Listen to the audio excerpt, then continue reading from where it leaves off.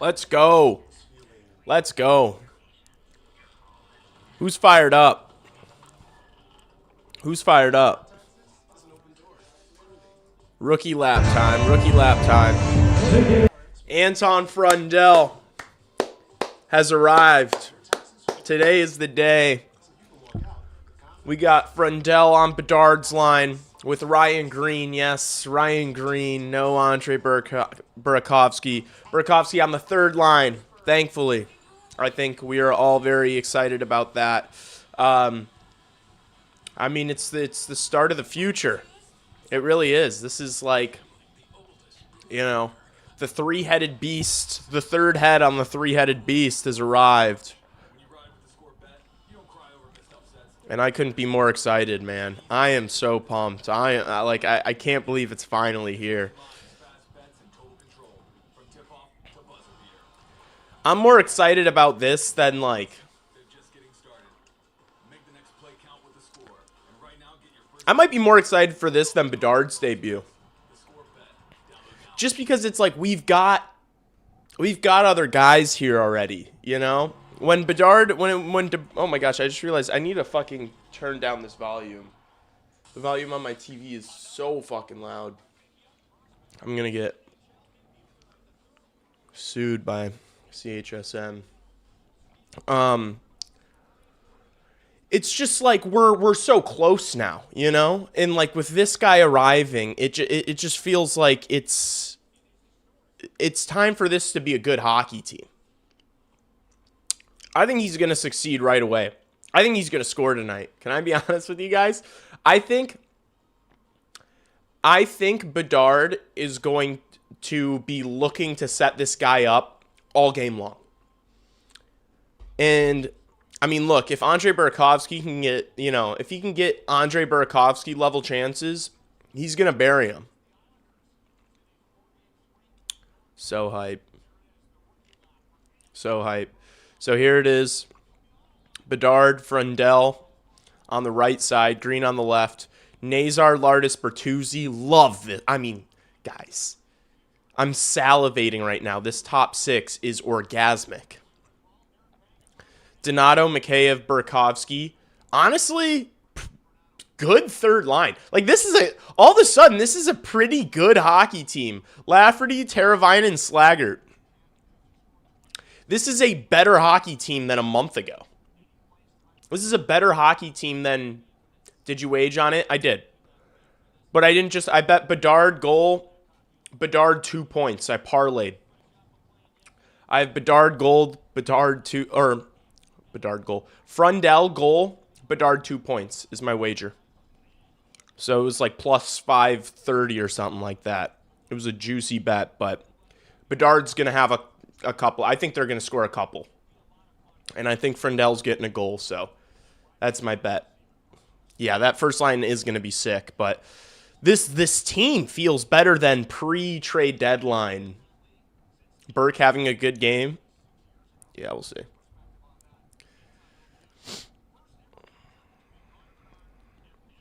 Gotta like all the Frondell content. Gotta like all the Frondell content.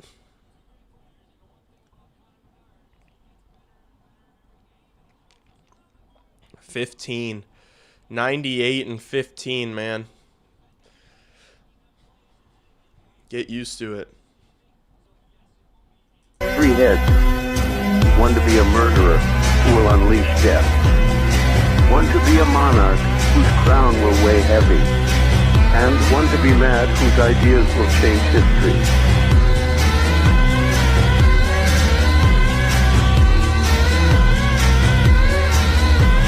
The 3-headed beast. The dragon has 3 heads. 1 to be a murderer.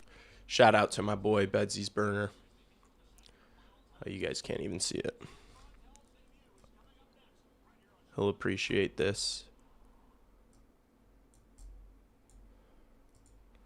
Shout out to my boy Bedsy burner. The dragon has 3 heads. 1 to be a murderer who will unleash death. 1 to be a monarch whose crown will weigh heavy. And 1 to be mad whose ideas will change history.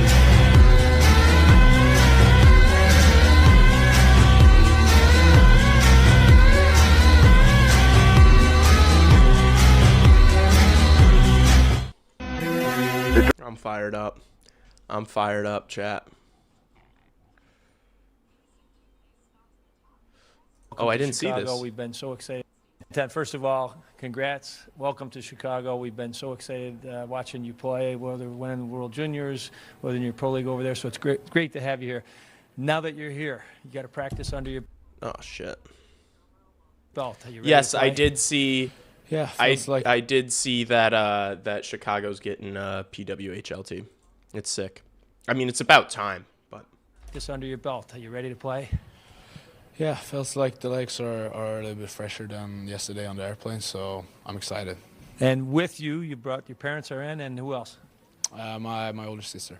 Nice. And did you get a chance to see him when you landed, or you just been too busy? No, I've been spending the time with the team now, so I haven't met him here yet, but I'm pretty sure they're somewhere at the hotel. Okay. And then back home, you had a former Blackhawk and Marcus Kruger to kind of get you ready for what to expect in Chicago. How did he help you get ready for what you're going to face tonight? He just say, enjoy. It will be the best time ever. You will enjoy it, and I mean, he has 2 cups here. He's been telling a lot of stories about that, so yeah, I'm really excited. Yeah. And last question. Your line mates, you had to be excited when you saw who your line mates were going to be. Yeah, pretty cool. Feels like I'm dreaming a little bit. Everything, being here. I just finished playing back in Sweden, and tonight I'm playing with Bedard. It's cool, but I'll do my best. Well, you've earned that spot, and we wish you the best of luck. Thank you very much.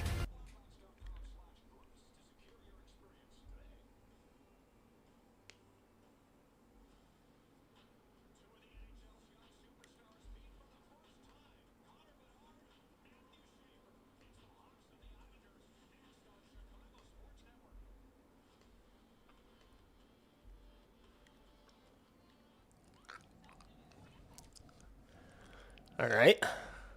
That's insane. We're just going to move past that.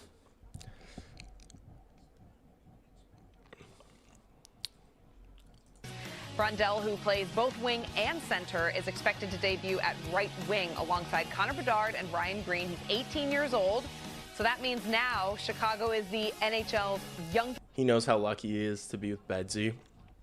He's fired up. He knows he's about to. He knows he is about to score so many goals in this league.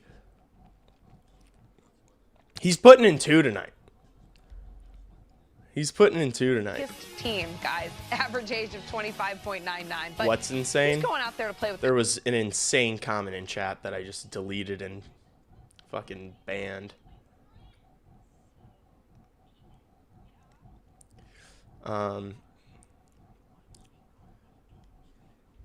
When the hell is puck drop? I feel like puck drop always ends up being like 12 minutes Connor Bedard. after. What an opportunity, right? And I think this is one where all of them have a little bit of this in it where, all right, you're going to go down the stretch, play with our best players. You are going to be what we perceive. Line combos looking brutal tonight. First of all, the line combos are looking perfect. The line combos are looking as good as it. These are the best line combos we've seen.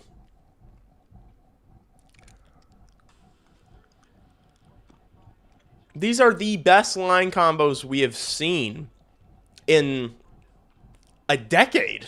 This is the best Blackhawks lineup we've seen in a decade. Line combos are brutal tonight. Oh my gosh, man. I am so fired up. I can't believe we're here. I hope some people watched the interview with Barstool Chief yesterday. I've been on the grind lately. I'm just addicted to this right now. Like this team's been so damn fun to watch. All right, we're about to be underway, chat. Let's go.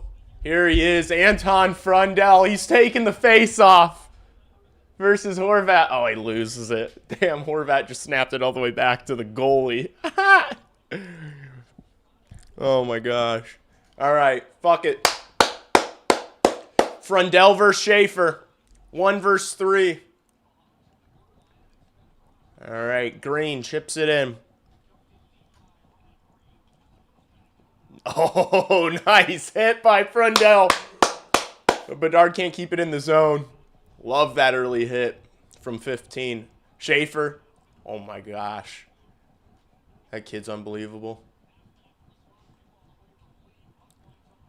Levshinov can't get it through a defender. Puck behind the Hawks goal. Nice shove by Green. Schaefer with a blast. They score. That's a nightmare for a shift. That's a I think there was someone got a tip of it. I don't know if Schaefer scored that, but Schaefer doing Schaefer shit.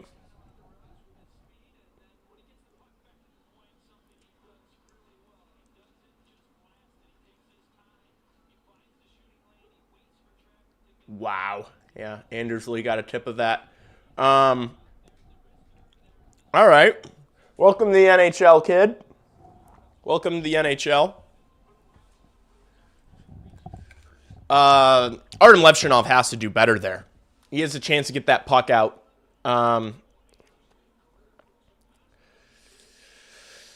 He had a chance to get that puck out, and he didn't. So, dash on Frondell's first shift. It's all right. Hey, on the bright side, it can only go up from there. On the bright side, it can only go up from there. Oh, no. Oh, no. Another really good look for the Islanders. Hawks need to wake up. Top two lines getting... Nice work by Nick Lardis here. Dog on a bone mentality from Nick Lardis. Gosh. Lardis is like, I'm going to say it, a really good forechecker. Like, that's the most underrated part of his game. I think he's great on the forecheck. Oh, gosh. The ref takes a spill. Here's Tony D. One-timer comes in from Palat. Misses the net. Here's Palat. Shot comes in. It takes another deflection. Okay, Hawks survive. Bertuzzi carries over to Kaiser. Watch out. You got a guy behind you.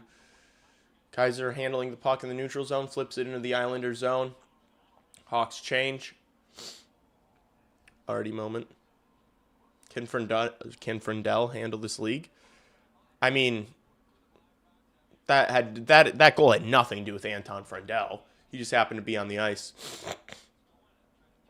He never even had a chance to like clear that puck or anything. All right, Donato gets it. Carries it into the Islander zone.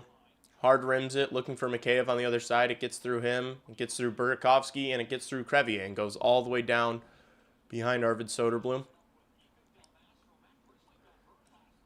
Crevier takes a hit along the wall.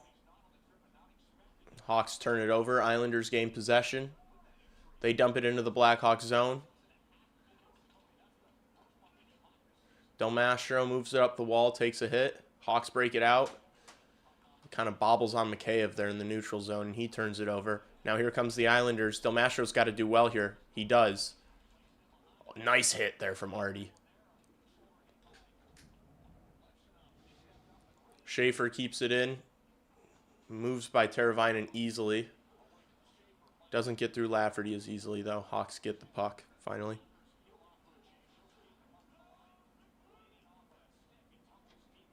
Okay, that pass took a deflection.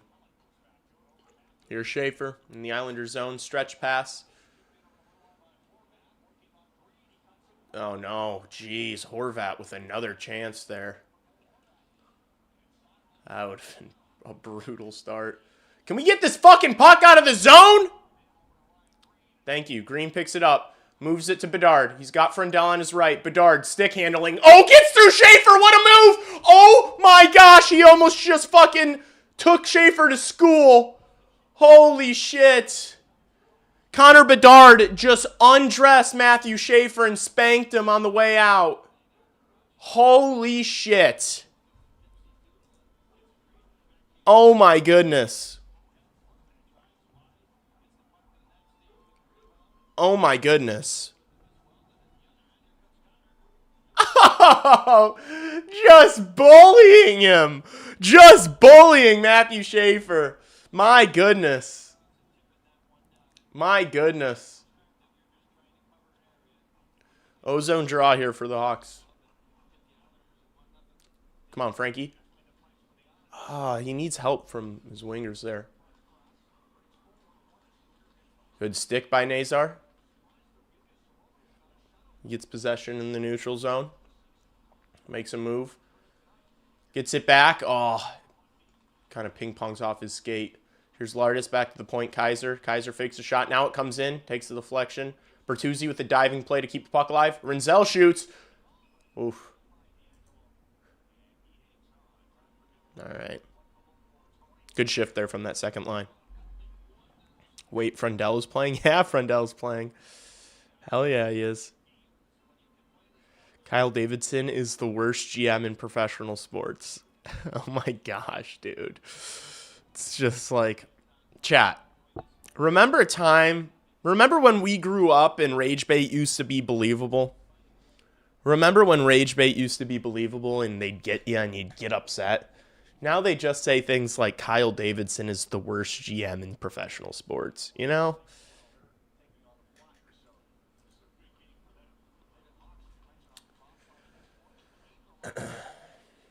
Islanders trying to work it out. They do. It gets through Nazar. Pajot and Kaiser, battle of 44s in the corner there. Come on, Nazar. Get on that puck. Nazar gets rubbed off the puck by Palat along the wall.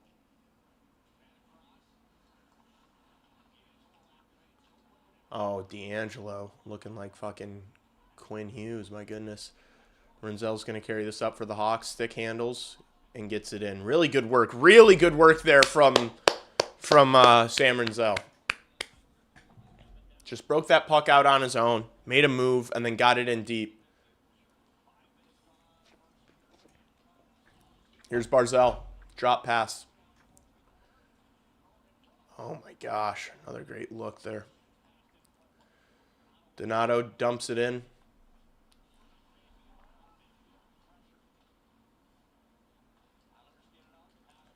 Here's Barzal. Oh my gosh, that's Adam Boquist, Blackhawk legend. Donato, okay, maybe a penalty there? No. Okay. Barzal wheeling through the neutral zone. Has Vlasic. Has to curl away because you're not skating past Vlasic. Here's Schaefer dancing. Finds a pass. Shot from the slot. Nope. Fans on it. Hawks need to wake up here. Slow start from the Blackhawks.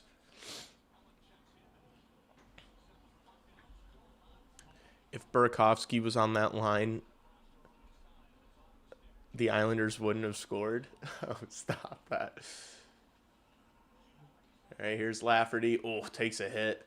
Islanders came to play tonight. Good save, Soderblom. Second chance. Gosh. Islanders just winning every 50-50 right now, chat. Shot comes in from the point. That takes a deflection. Goes into the corner. Del Mastro battling now. D'Angelo's going to be able to keep it in. Puck behind the net. Del Mastro intercepts. Nice. Teravainen with a little saucer pass. Lafferty can finally carry it out. Thank you. Get it in. Fuck, man.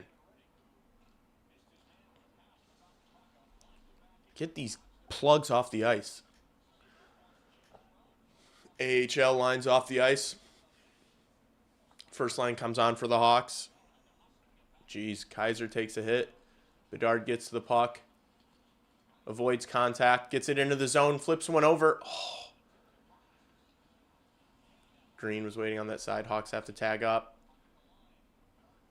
Islanders turn it over. Bedard gets on it. Looks for a pass. Spins away from pressure in his own end. Puck gets poked off his stick.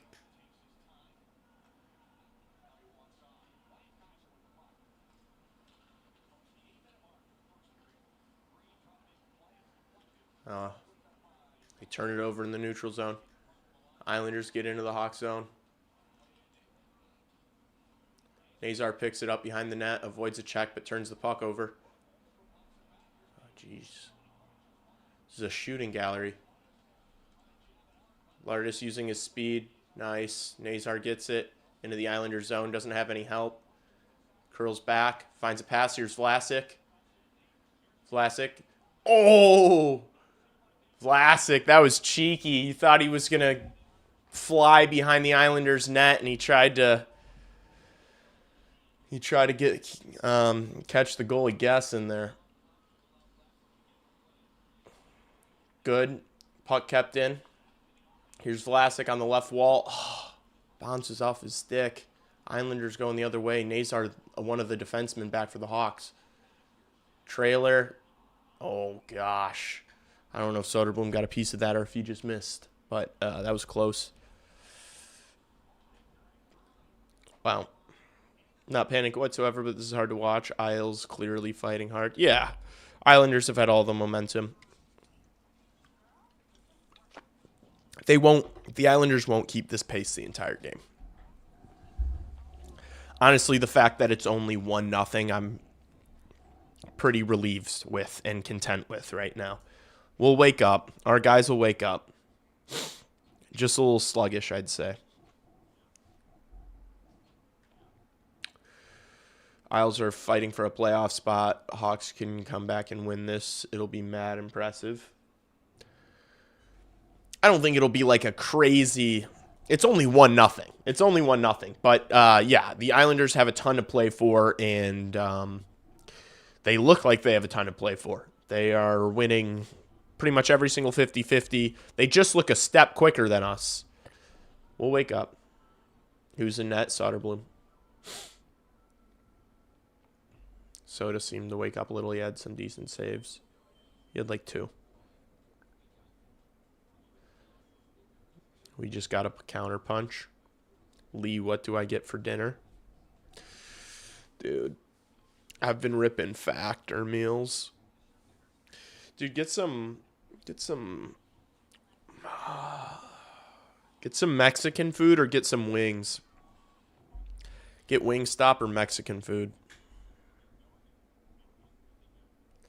That move by Vlasic was sick. Because I guarantee you, they're seeing Vlasic do that same move on the pre-scout. These teams are seeing Vlasic carry the puck behind the other team's net. He does it every single game. And he just tried to catch him out. Culver's. I've never had Wingstop. That sucks. Detroit collapse is hilarious, by the way. Are they losing right now?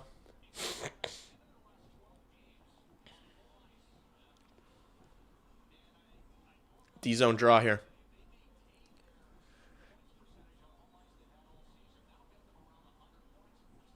Wingstop overrated. Not gonna lie, ranch carries. You're tweaking. How can Wingstop be overrated? It's cheap as shit. It's literally the cheapest thing in the world. How could it be like, Buffalo Wild Wings is overrated. Buffalo Wild Wings is like twice as expensive. I like Buffalo Wild Wings. Here's Barzell. Jeez, just spinning around. Dancing. Nice! Frankie. Good defensive play. Wasn't able to get on the puck. He could have been gone on a breakaway if he won that puck a little cleaner, but good work by him. Barzell just trying to do too much. Levshinov collects. Here's El Mastro. Makes a nice move in the neutral zone. Offsides by a mile. Jeez, Burakovsky, what the fuck are you doing? Andrei Burakovsky entering this zone 30 seconds before the puck did. Andrei Burakovsky offsides by 2 business days.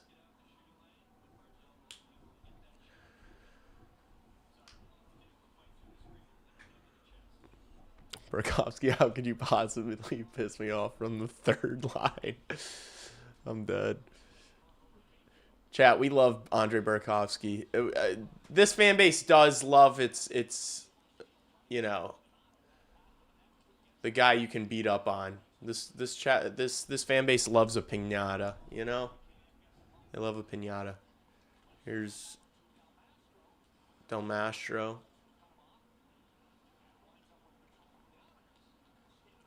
Islanders come away with it. There was already nice play behind his net. Now find a pass. There you go. Passes it over to Del Mastro. His pass gets tipped. No icing, though. Bird's Nest is decent. I like Bird's Nest. My favorite wings, though, I like Kelly's. Like, very similar area. I like Kelly's wings more than Bird's Nest. Kelly's wings are my favorite in the city of Chicago. On Webster. Kelly's Pub. Ball knowers understand. Battle behind Arvid Soderblom's net. Bedard digs it out in the corner. Nice play. Green outlet to Frondell. Drops it for Renzel. Now Frondell tries to chip it in. Doesn't get it in deep. Islanders get the puck back.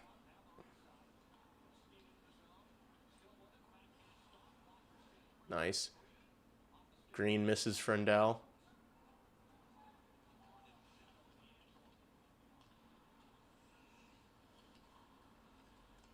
They go for a change. Here's Tony D.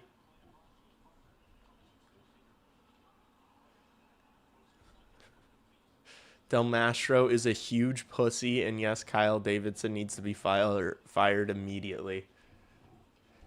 Jinja, you need to go outside and, like, touch grass, dude.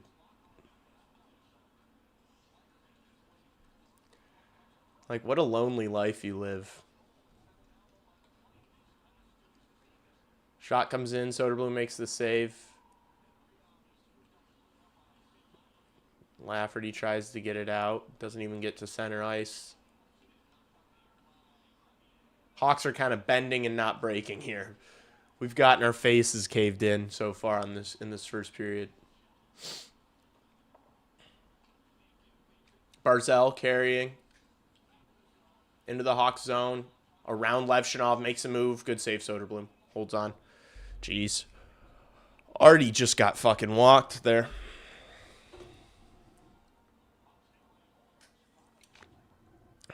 Stop feeding the troll, buddy.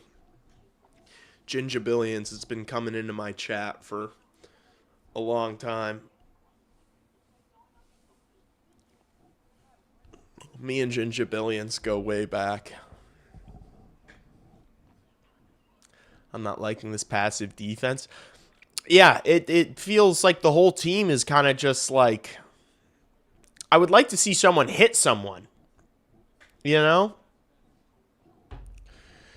It just feels a little too easy. They're entering the zone a little too easy. It's not been great enough. It's not been good enough. And obviously, I guess it's harder to have your legs and make a hit and stuff when you're just constantly retreating and skating backwards, because that's what we've been doing this entire first period. We have had no ozone time. There have been like 2 shifts that we had any sort of sustained pressure in the offensive zone. It has been all south. It's been all southbound traffic. Do you think the Jets make it in? Dude, I don't know. It does it fucking like San Jose, LA, Nashville, Winnipeg. Who wants to get swept by Colorado? You know, is that what we're, I don't know, dude. Maybe, probably. They're going to get swept by Colorado, though. Maybe a gentleman's sweep. Maybe you get 1 game off them. Doesn't, If you're a Winnipeg Jet fan, you shouldn't want to make the playoffs. Yeah, no, they're 5 points out. No, I don't think Winnipeg's, and they don't have any games in hand on Nashville. No, I do not think Winnipeg's going to make it. I mean, Nashville's terrible. None of these teams are good. These teams all suck. I mean, Nashville's bad. Nashville is probably going to make the playoffs, and they're genuinely not a good hockey team. So, my advice to Jets fans would be, don't root for your team to get in the playoffs. You should want to lose as many games as possible for the rest of the season to get the highest draft pick possible, so that you don't have just 2 offensive players that you're completely rely on. Nice. Good pass from Lardis. Frank Nazar's all alone. Bertuzzi back to Nazar. Oh, my gosh. They didn't score. Lardis, yes! Lardis gets it!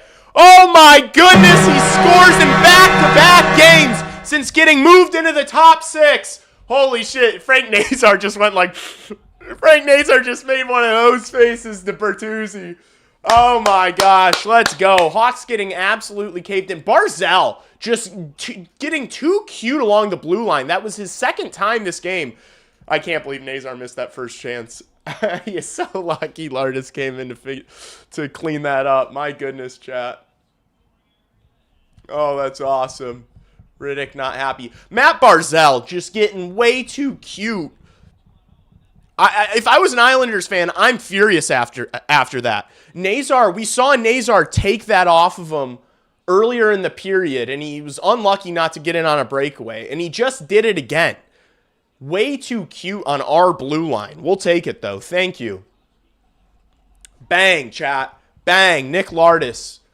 It's almost like, chat, it's almost like if you take an elite goal scorer who scored 70-plus goals in junior, it's almost like if you play him in the top 6 with fast skill players, he does better than if you play him on the 4th line with AHLers.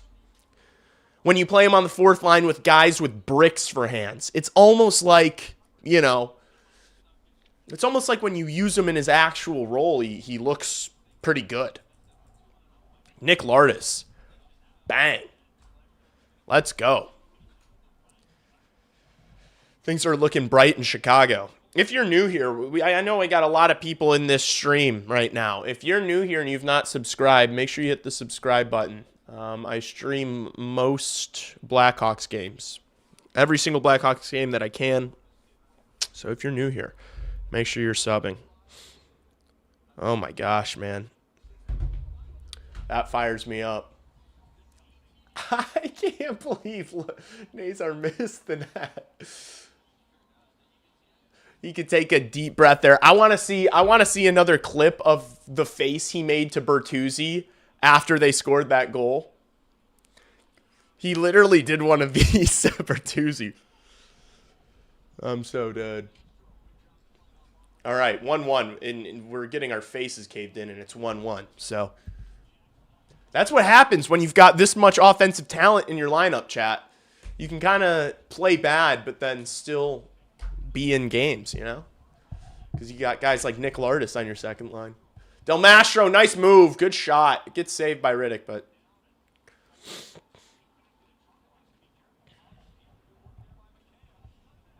Oh, geez. Donato just went down in a heap. Islanders dump it. Slaggy P. Slaggy P is an AHL player. Yes. No, Landon Slager is a 4th line player. Landon Slager's a 4th line NHLer. But that's it. That's it. There's not much there. Kaiser. Oh, throws one on net. Frondell got a tip of it, I think. That would have been nice. That would have been nice. Slag Daddy's a 50-goal scorer next to Betsy. In the East Coast Hockey League, Slag Daddy is a 50-goal scorer next to Connor Bedard. In the East Coast Hockey League.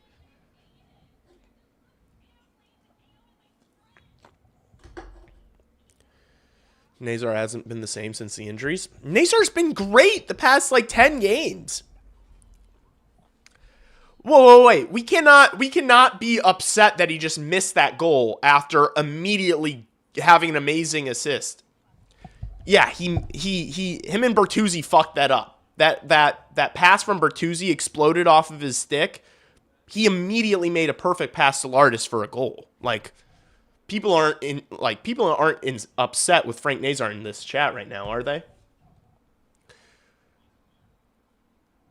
It's crazy how much you dismiss Slaggert. No, it's not. What do you think Landon Slaggert's like? What do you think he's going to be? It's not like we've just seen him for 6 games. We've watched him for 2 whole seasons. He's not 18 years old. Isn't he 23? Lee's top 3 most hated. Berksy, Grizz, Slaggert, Tavo.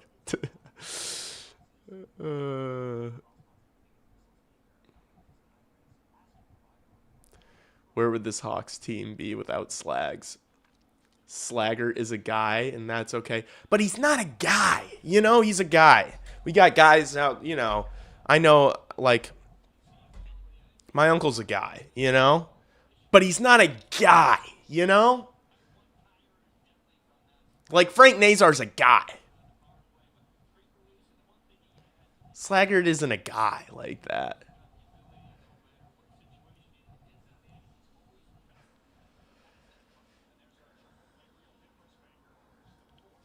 You know, like I don't hate Landon Slaggert. The only reason why I talk bad about Landon Slaggert is because people are like, oh, that could be Brandon Hagel. No, the fuck it couldn't. I watched Brandon Hagel early on in his career. It wasn't Landon Slaggert. It didn't look like this. That's my only thing. Is like Landon Slaggert's never gonna be, you know. Oh, jeez. Off the iron. Green gets tripped as he tries to... Nice. Good. Hawks going to the power play. Let's go. Green gets taken down. Thank goodness. This line's gotten hemmed in their zone a little bit. I'm excited to see Frondell on power play 1 here. Nice.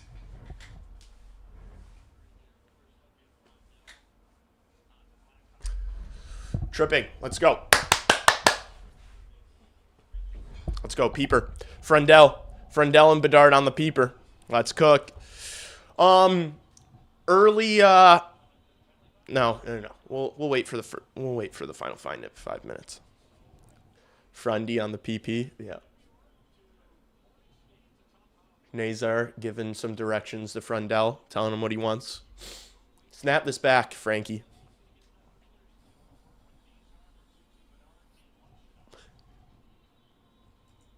Nice. Frankie wins the draw. Attaboy. Back to Levshinov. To Frondell. Back to Lev. Back to Frondell. Frondell. Nice. Finds Bertuzzi. Oh, Bedard. Backdoor. Shit. Pass didn't get to him. Nazar keeps it alive. Levshinov didn't keep it in. It was kind of a bad pass. Bummer. Draw will come outside the zone. Dude, I love having that clap bomb option on the power play, man. You see how quickly they go to close them down out there. They don't want they don't want, you know, open season over there. Frank wins another face-off. Bedard spins away from a check. Nazar into the zone, turns it over on the blue line. Fuck.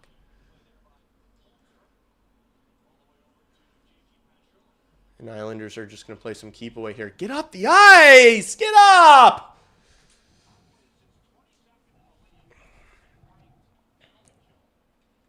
Oh, jeez, Artie. Bedard's got to go collect it. Okay. Double drop here, probably. Nazar through the neutral zone. Into the zone. Flips it over for Bertuzzi, who spins away. Nice. Ah! Bert, you got to get that pass through Bedard. This might be a 2-on-1. Short and jeez. Woof. Okay. Not a great first minute. Not a great first minute. It's all right. It's all right. That one, I think, hit Soderblom's dome piece. I think that hit Soda's dome pizzle. PP has been bad besides first moments. Yeah. Besides that Frondell pass to Bertuzzi, I would say it's not been good. They look like, the whole team looks like a little, like the team's playing starstruck. Or they're like, I don't know, they're playing weirdly. They're all kind of playing like it's their first NHL game. It's weird. Here's Burakovsky. Can't make the pass. Islanders get it out. All right. Islanders dump it in. Here's Rinzel. 30 seconds left on the man advantage. Nice pass to Teravainen, but he doesn't have any help, and he doesn't get it in deep, and Islanders send it the length again, so that was a waste.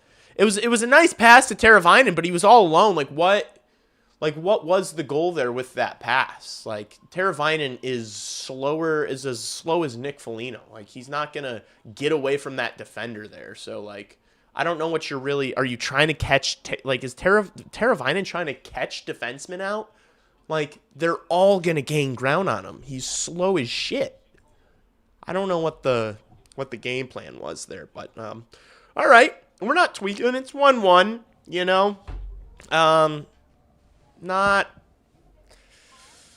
the best power play, not the best period. But we're fine. We're fine. Is Boisvert here too? No, he's not. Now we have Bedzar and Frondard. No, we have Nazardis and Frondard. We have Nazardis and Frondard. Nazardis. Icing on Chicago. It's so crazy that Nick Lardis has 2 goals in 2 games since moving into the top 6. Who would have thought? You know, who would have fucking thunked it? Schaefer's skating so good. It is. How can the Hawks get McDavid? By praying? I don't know. I think Matthews is more likely than McDavid. Although McDavid is getting upset. McDavid's throwing his coach, Chris Knobloch, under the bus this past week. He's calling the Pacific Division a pillow fight, which it is. The Pacific Division is ass. There's literally not a good team in the Pacific. They're all ass.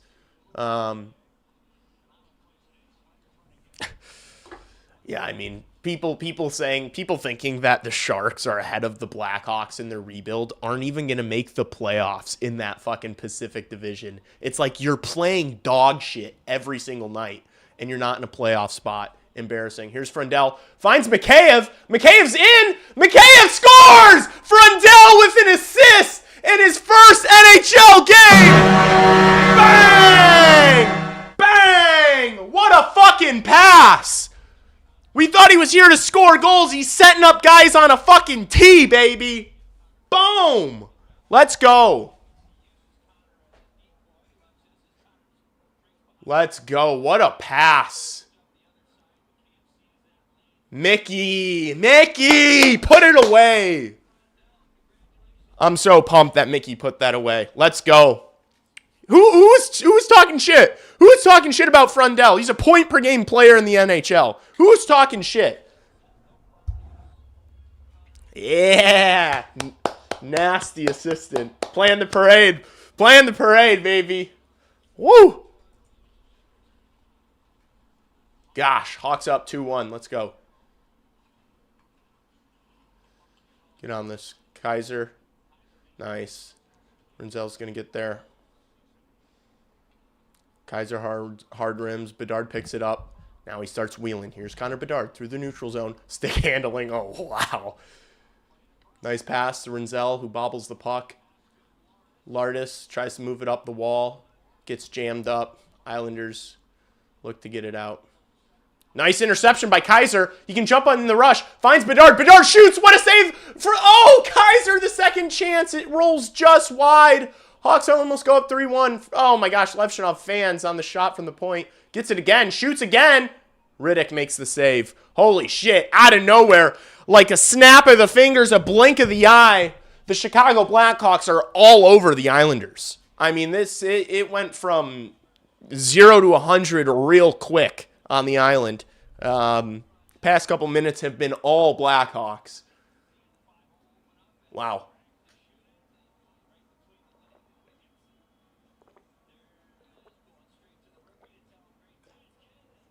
Let's go. Frondell. We're buzzing. Love the Franz. Keep this in.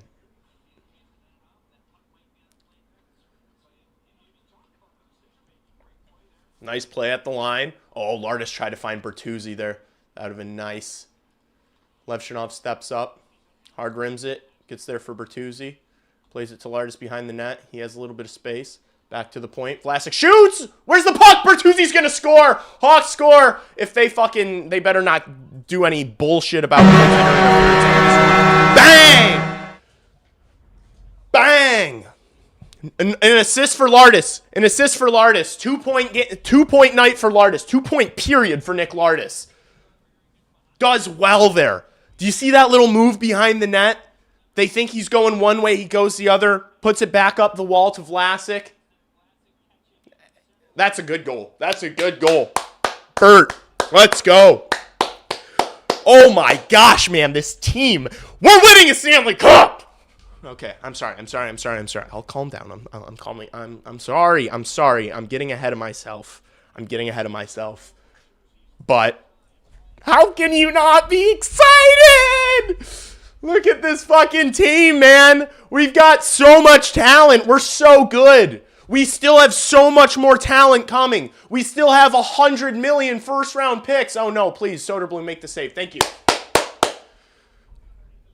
We have 1 million first and second-round picks over the next 3 years. We've got all the cap space in the world. We've got fucking all the best, literally all the best players in the CHL are Blackhawks prospects.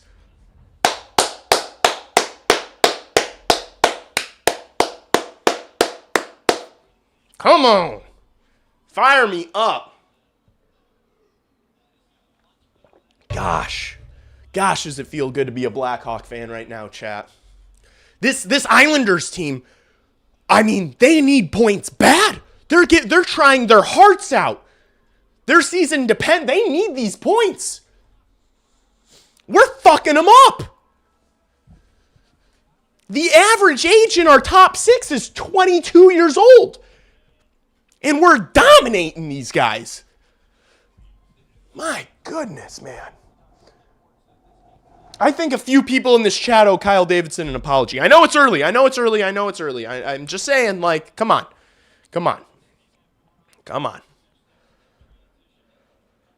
Let's go.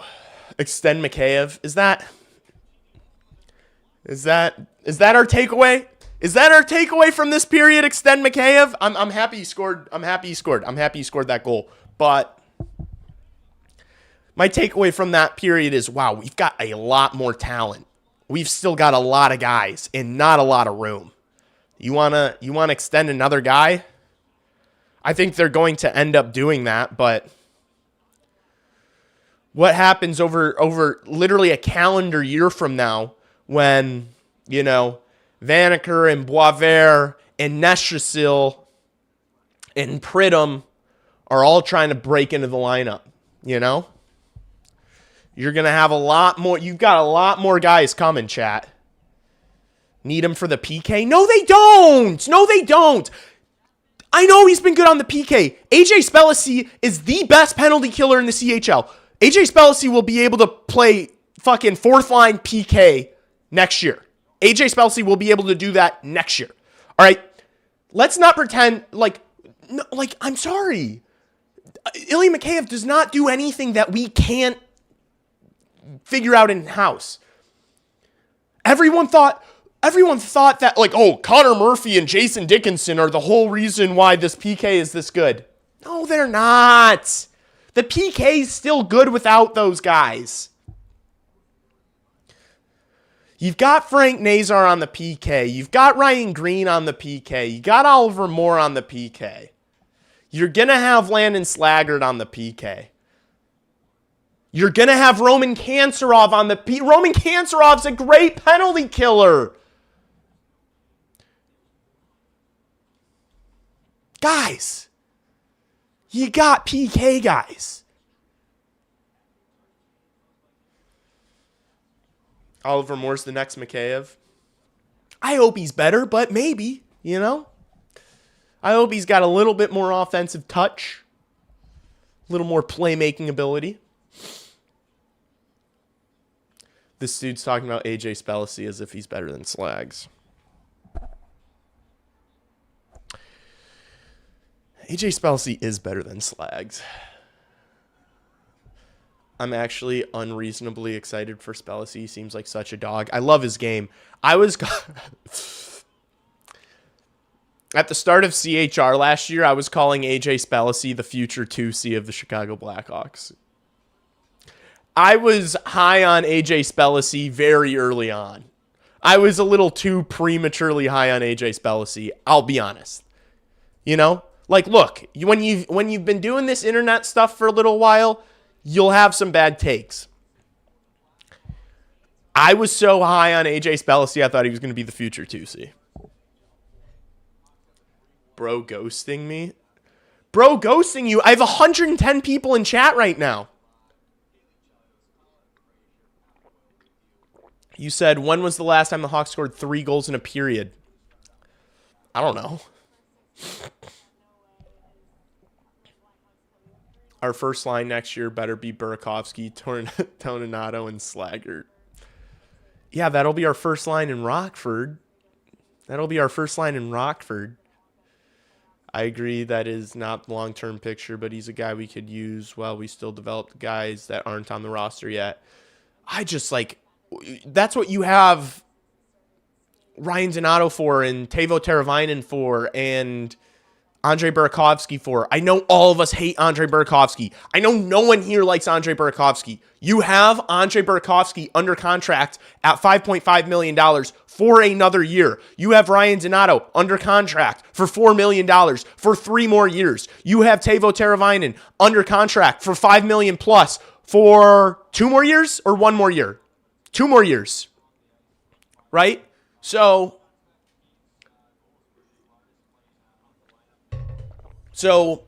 when people say we need Ilya Mikheyev in the meantime,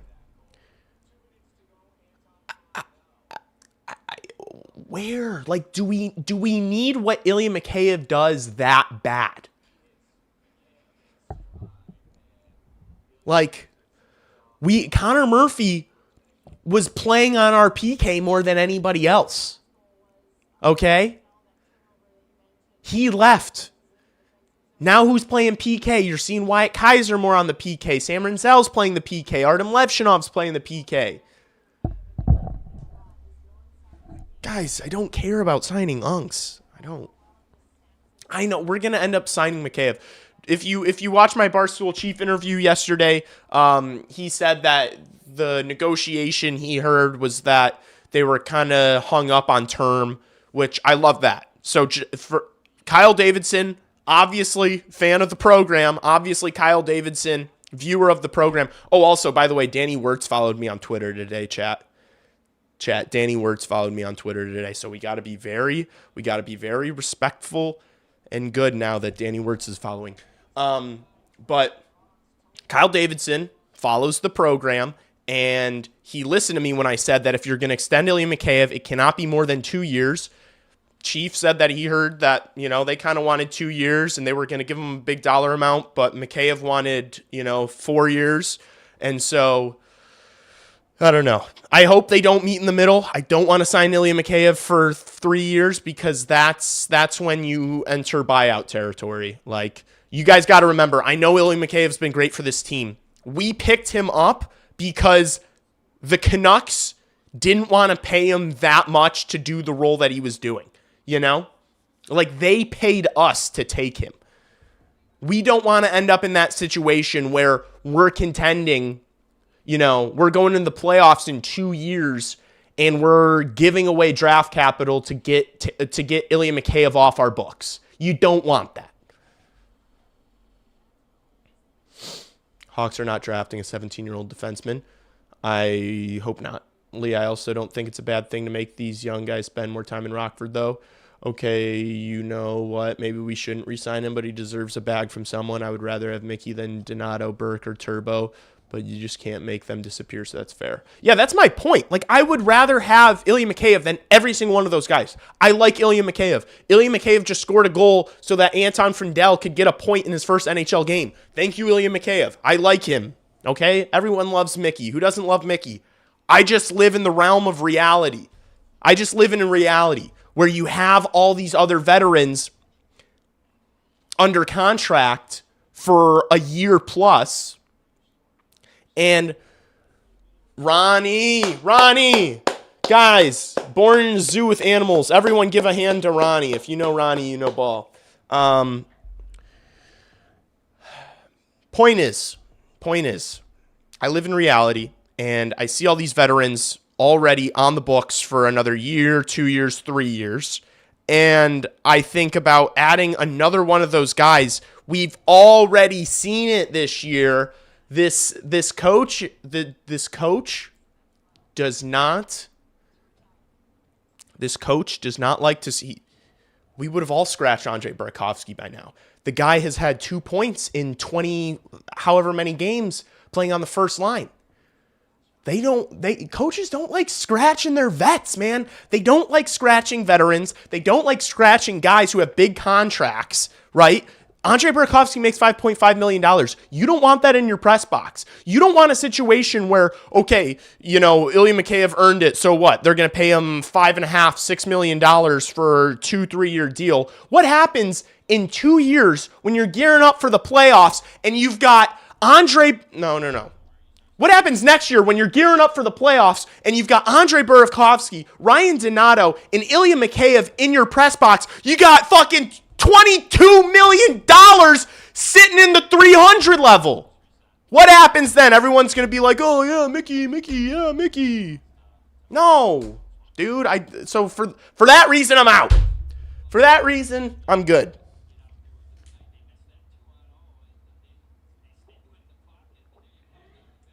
Guys, I'm sick. You're making me yell.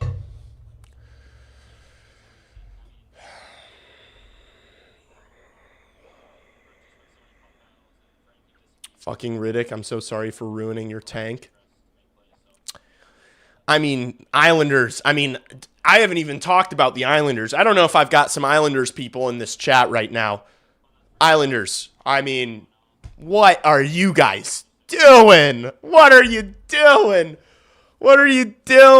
This was supposed to be an ethical tank year. You got a little excited. You got half chubbed and got a little too excited and went out and splurged on the deadline. What are you doing trading away a first round pick for Jaden Schwartz? Or Braden Shen, Jaden Schwartz is next. You're going to get Jaden Schwartz next. What are you doing going out and getting a 35-year-old Braden Shen? What are you doing? You're not even going to make the playoffs. This isn't a playoff team.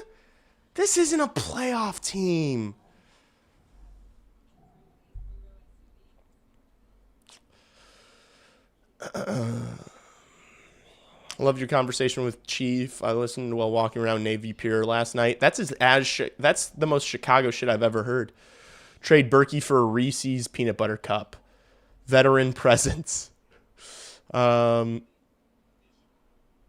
He's the last of our problems. He will be gone when we are winning. Mickey will be around next year. If their goal is to make the offs, they're comfy just playing young guys. They'll let him walk. No, they're going to re-sign him. I'm okay with a 2-year deal. But I told you so when we have $10 million in the press box next year. I told you so to every single one of you when we have $10+ million in the press box heading into the playoffs. I'll say I told you so to every single one of you. And it probably won't be Mickey, It'll probably be Donato and Mikheyev. Or Mikheyev. It'll probably be Donato and Burakovsky in the press box. Or Teravainen and Burakovsky in the press box.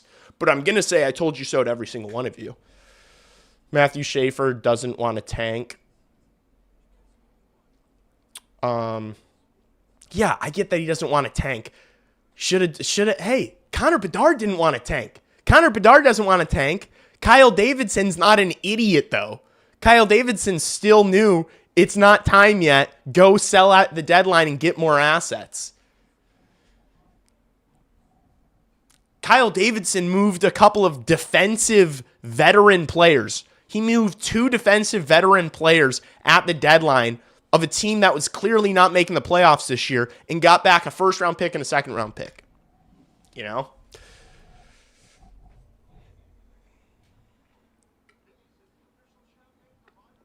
Who's a better fit for this team, Nazar Robertson?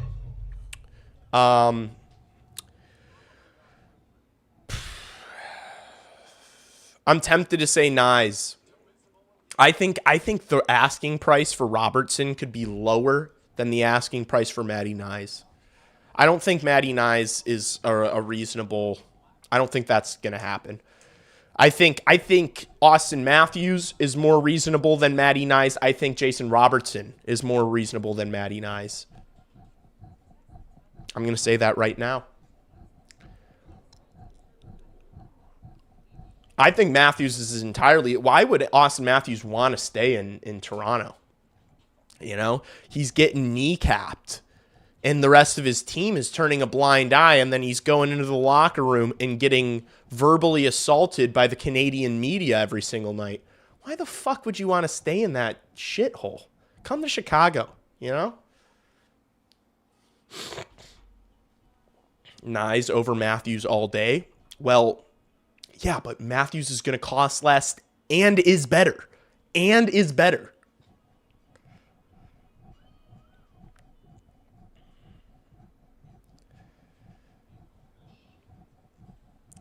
Would you trade for Nylander if he's available? I'd rather Austin Matthews. Austin Matthews would be cheaper. Matthews is costing more than Nyes? No. I don't think I'm wrong. I don't think I'm wrong. I really don't. Here's why I'm not wrong. Matthew Nyes is several years younger on a much better contract with several years. He's got, 6-7 years left on that contract at $7.4 million, whatever it is. Austin Matthews only has 2 years left on his deal. He's coming off of a knee injury and is 4 or 5 years older and wants out of Toronto. You factor in all those things together, I bet you Austin Matthews is costing you less at this point. That's my prediction. In Jason Robertson, look, we'll see what happens with the Dallas Stars in the first round of the Stanley Cup playoffs. If they lose to Minnesota in the first round, do you think that, Jim Nill and the Dallas Stars are going to be itching to nut up and pay him $12.5, $13 million? You think he's going to want to do that? What the fuck have the Dallas Stars done? Dallas Stars haven't done shit. So that could be another guy where they don't have, obviously you'd think the asking price for Jason Robertson is going to be crazy. But if they can't, if they don't have the same kind of leverage,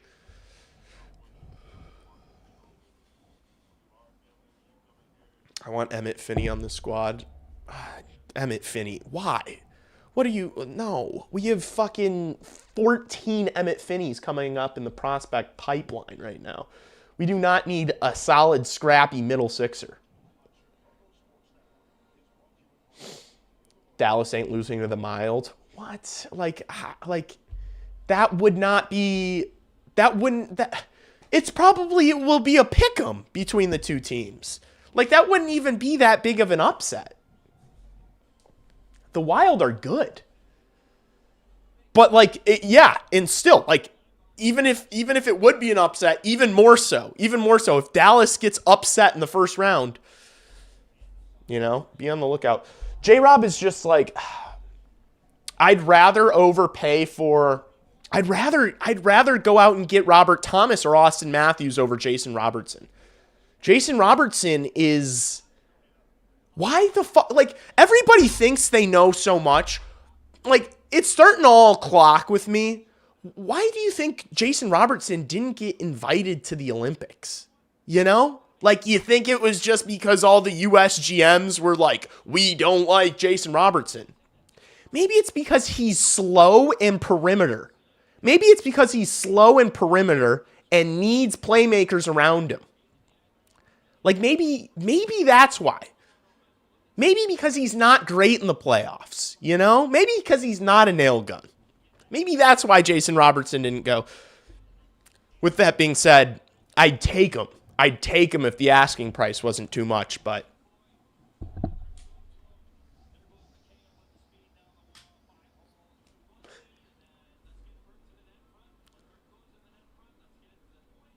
Dallas ain't losing to Ryan Hartman. Ryan Hartman's a gamer.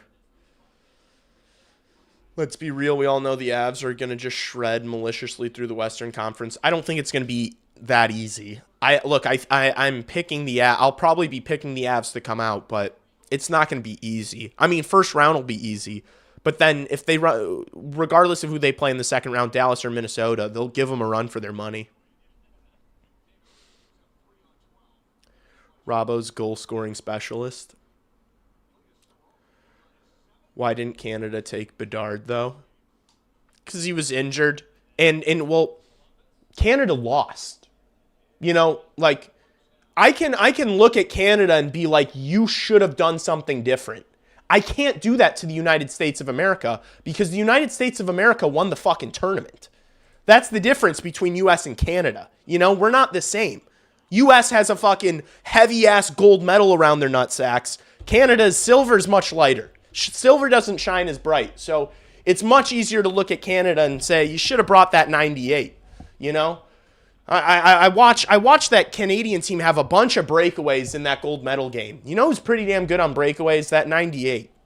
You know, it's easier for me to do that. It's harder for me to do that with the United States of America winning gold and then me trying to be like, you know, they should have done this. No, the fuck they shouldn't have. JT Miller and Vinny Trocheck killed off a 5-on-3 in the gold medal game. That's why the fuck those guys went. You know?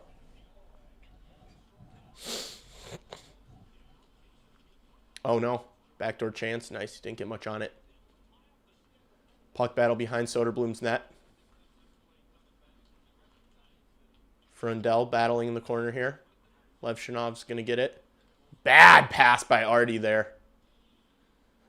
It's all right. We get away with it. They're not going to sign him for 1 year. They're going to sign him for 2 or 3. I'm fine with a 2-year extension. And like AAV doesn't matter. Like I don't care. Like I would give Ilya Mikheyev $10 million on a 1-year deal. I would give him 10 mil for a year. Like money doesn't matter. Money doesn't matter to this team. It's for me it's all about the term. For me, it is all about the term. It has nothing to do with the dollar amount.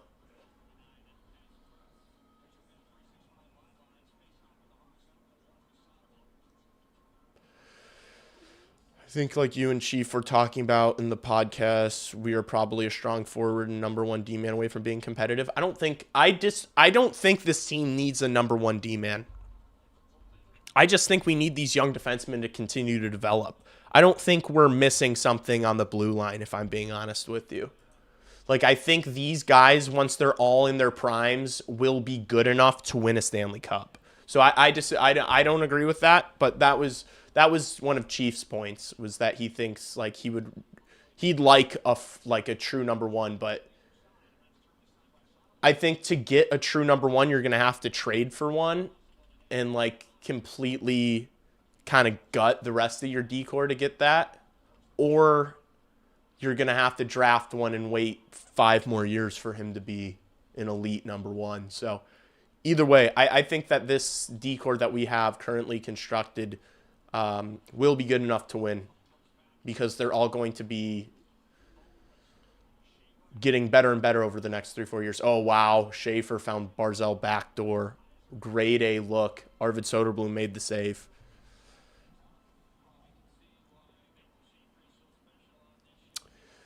Frondell got that defense too. Do you think we'll see Camesso more next year? Yeah. Yeah. These guys will all be playing with each other for so long once they actually are contending for cups. Yeah, that's true too.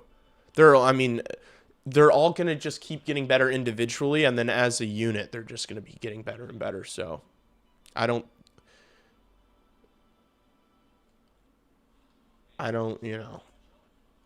And also, yeah, that is true. Like, there still could be one of these guys could be a number 1. Like, I think Vlasic is already a top pairing defenseman in the National Hockey League. You know, like he is a number 2 on. I think he's a really good number 2. So like, And if you end up having just 5 number 2s, you win. You have the Florida Panthers, you know? The Florida Panthers don't have a true number 1. They've gone to 3 Stanley Cups in a row. So I think what they got going is pretty good. And I think that's kind of what the Blackhawks have. They're all big. They're mobile. They can move the puck, just like the Florida Panthers, guys. It's a very similar build. So I think Kyle's done well with the blue line.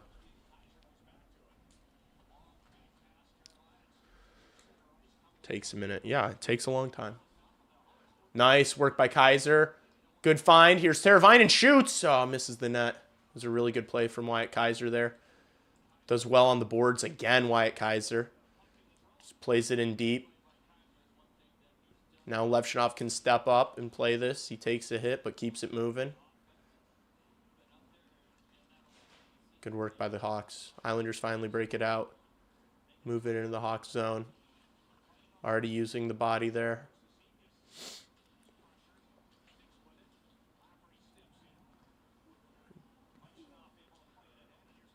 Here's Teravainen to Frondell. Frondell gets it in deep. Chips it in for himself. Gets there, takes a hit to move it over to Bedard. Oh, almost found Green.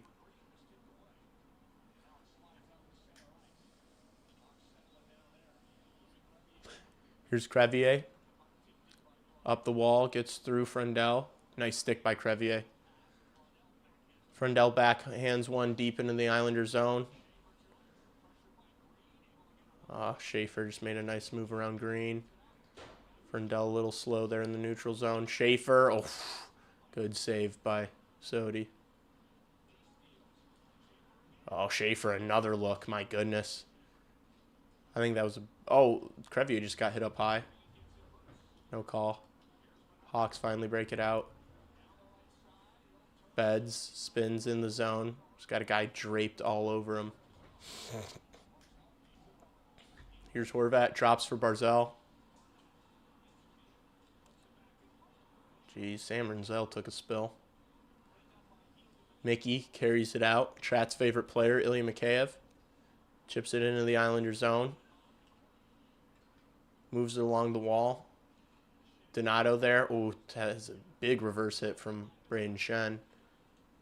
Nice work by Donato.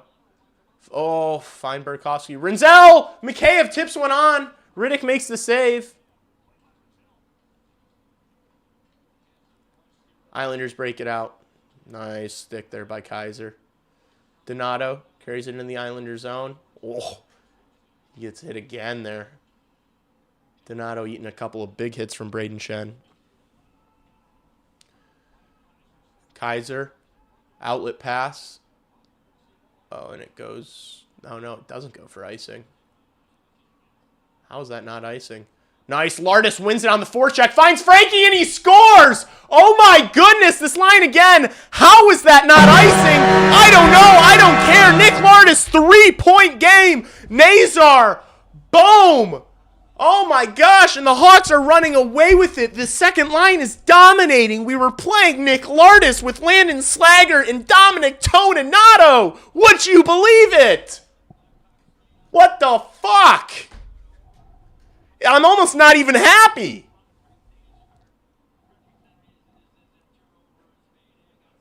Nick Lardis, forechecking demon. I said it in the first period. This kid is a great forechecker. This second line is dominating this team right now. My goodness. The second line is dominating. How is that not icing? How is that not icing? Oh, we'll take it. I need to see it again. Chat. We're going to look at that at intermission. Chat, that was icing. But we'll take it. I mean, Islanders, shut the fuck up. Like, play to the whistle, you fucking idiots. I think they teach you that in Pee-wee. I think they teach you that when you first tie your skates, play to the fucking whistle. Go cry about it, you know? But, I mean, it was icing. Yeah. We'll take it. Nick Lardis, 4 points. Nick Lardis, 4 points in 2 games playing in the top 6. Who would have fucking thunk it? Not me. Shit, not me. Let's go. This whole team seems to have a new level of compete. Nick Lardis is approaching the untouchables in terms of trade talks for me. He is looking damn good, ain't he? Here's Laugh. Tavo tries to get it in. I can't. Riddick wasn't even like... Riddick stopped playing. Riddick didn't even go down for that shot. Nice. Tavo gets taken out. Oh my gosh. Great chance there. Was that Frondell? It was. Fuck. That would have been awesome. That would have been it. Frondell versus Schaefer. Attaboy. Ooh, Schaefer hits Frondell up high. Here comes Bedard the other way with speed into the Islander zone. Toe drag. Ooh, Riddick hits him. Gets out of the zone. Frondell just bossed Schaefer up in that corner. Pussy. Let's go. Here's Green. Nice move by Ryan Green in the neutral zone. Drops it for Bedard. Bedard in the middle of the ice. Toe drag release. Ooh, Riddick makes the save. Ah, we've got a team, man. We've got a fucking team. Holy shit. We've got a hockey team. We've got 2 fucking sick-ass lines, chat. And it's just the start. We're making the playoffs next year. We're making the playoffs next year. I was about to say something crazy, but we're making the playoffs next year. Nice turnover. Here's Berkey. Spins away from pressure. Moves it along the wall. Held in here by Crevier. Nice forecheck by Donato. Donato getting hammered into the corner. Man, these guys really like fucking up Donato. And the Hawks are going back to the peeper. Back to the peeper. Up 3. Woo! Woo! Oh my gosh, man. Oh my gosh. They're booing hard in New York. Let's go. The fans are going to be heading to the exits after Frondell scores on this power play, chat. Fans are going to start heading to the exits after this power play goal from Frundy. Let's go. This is a cookies night. I want more. Nom, nom, nom, nom, nom. Who scored 4th goal? Frank Nazar. Frankie Nazar. I need to make sure that this is live. I'm going to exit out of the stream and then... because I think you guys are ahead of me.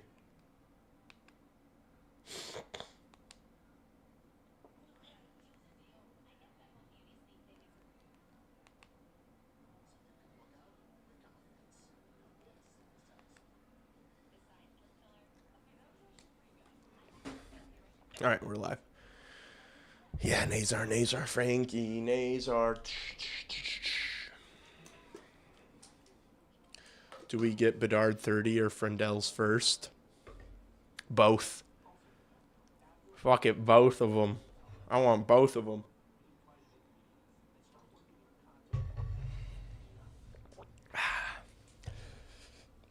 Hawks looking like the Avs against the Rags right now. Thanks for refreshing. I got you. You guys were starting to stay shit before it happened on my screen, and it was pissing me off. When does Lardis' rookie contract expire? I think he's got 2 years on that, John. I don't get any games live, so pumped for... Yeah, Lardis is cooking, chat. Why would he... Now, you know what the awesome thing is? That's the beauty about the NHL is now Lardis can't go down the lineup now. He has to stay in the top 6 for the rest of the year, which is what we all wanted. He fucking had a lot of pressure on him. These first 2 games, he gets this opportunity. He had a lot of pressure. And it didn't seem to faze him because he's got 4 points in the 2 games that he's played in the top 6. So you can't move him now. Frondell takes a hit to move it to Bedard. Bedard runs out of space. Protects the puck. Turns it over. Horvat kind of read that. Carries it out. Nice stick. Now Bedard picks it up in the neutral zone. He's going to carry it in. Drop pass. Frondell kicks to the stick. Ah! Fuck! Just a little sloppy. Just a little sloppy on the peeper. Keep these guys out. Bedard's probably getting a little gassed, though, because he kind of just sprinted there. And they choose to hard rim it, and it's not even going to get through the first D. Yeah. Oh, nice! Turnover! Levshinov shoots! Saved. Bertuzzi now. Nice. Leaves it for Frankie. Hawks can get set up here. Frankie back to Artie. Now to Bedard. Bedard. Oh, looking for Bertuzzi. Frondell in his spot. Frondell shoots! Oh! It gets blocked, but you saw it. You saw him posture up, and they gave it to him immediately. Oh, man, that is a scary shot. Just the threat of that is going to open up so much. Bedard needs to get used to playing on the left side again, though. Oh, Teravainen coughing the puck up, and now they're going the other way. JG Pajot shoots, hits the pipe. Teuvo Teravainen, get him! Like, guys, he's ass! People are like, why do you hate... That is dog shit! That is fucking terrible from Teuvo Teravainen. Just sloppy, just careless, on the blue line, let me just flick this in. Fucking, what the fuck is that? Just dump and chase at that point. If Teravainen's going to do that sissy shit along the blue line, man, that drives me up a fucking wall.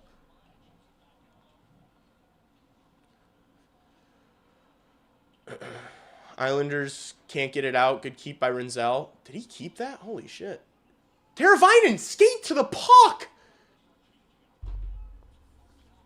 I have a headache. Teravainen's making me lose my cool, man.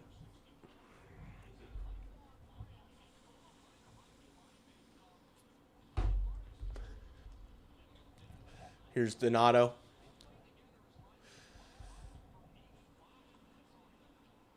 Get it in. Burakovsky keeps. Finds a pass. Here's Crevier. Oh, was looking for the stick of Donato on the doorstep. Didn't connect. Good play there from all three of those guys. And it gets out of the zone. Crevier whacks it forward. Donato takes another hit. Schaefer retrieves. Plays it on his backhand up the glass. Horvat up the wall. Nice Crevier. Good poke check. Donato just a little too soft. End of his shift. Kaiser defending well against Lee. Against me. Nice. Nice, Lee. Crevier backhands one over to Kaiser. Makes a nice pass. Donato falls to his skates. Falls to his knees. Now he can go for it. Okay, Tyler Bertuzzi just stepped on a banana peel deep in the Islander zone, and here comes Schaefer. Jeez. That kid is unbelievable. Good save, Sodi. Good save, Sodi. Man, that Schaefer kid. Fucking Tyler Bertuzzi. Whoop, whoop, whoop, whoop, whoop. Slipping on a banana peel.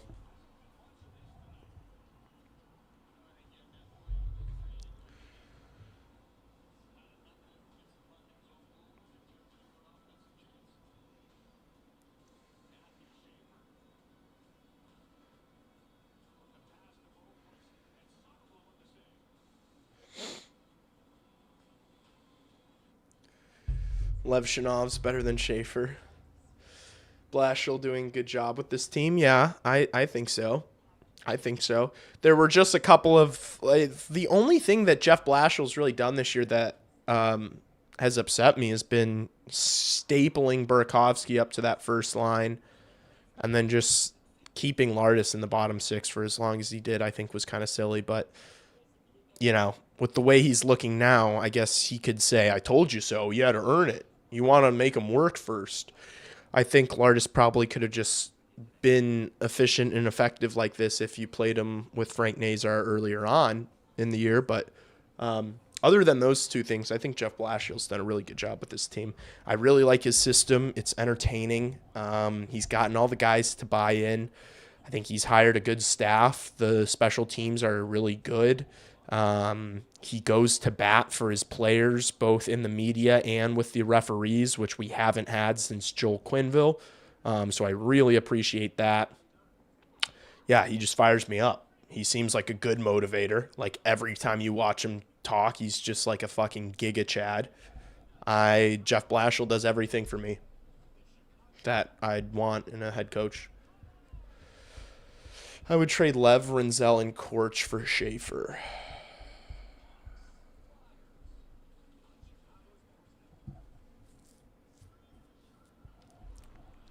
Yeah. Yeah, I probably would too.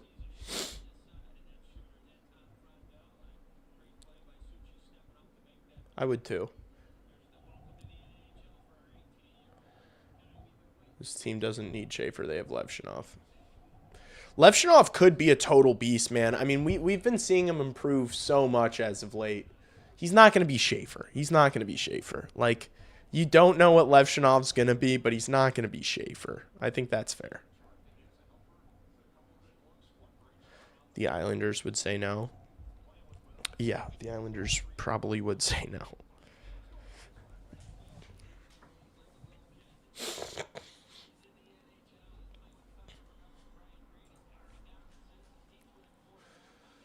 All right, off that draw, puck kind of goes towards Soderblom. Islanders trying to cycle it. Nice keep. Oh, Crevier takes a big hit from Palat. Del Mastro does well there.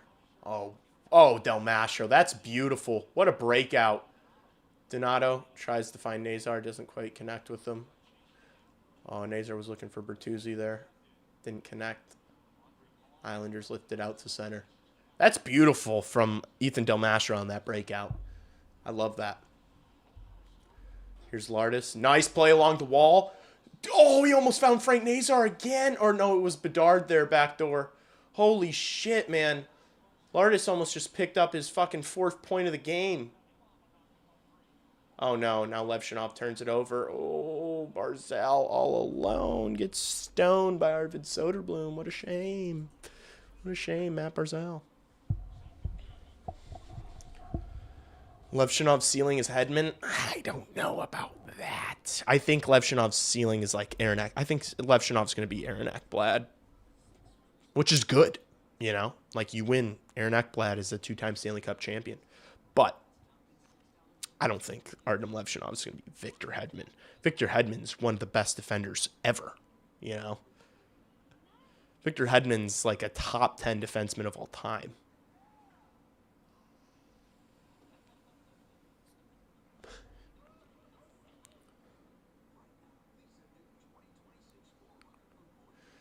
Artie, that was scary. Yeah, that was a bad play from him. But it's all right. Lardis better than Bedard. Is that crazy to say? Yes, that is crazy to say after 1 3-point game. That is insane to say. He's not.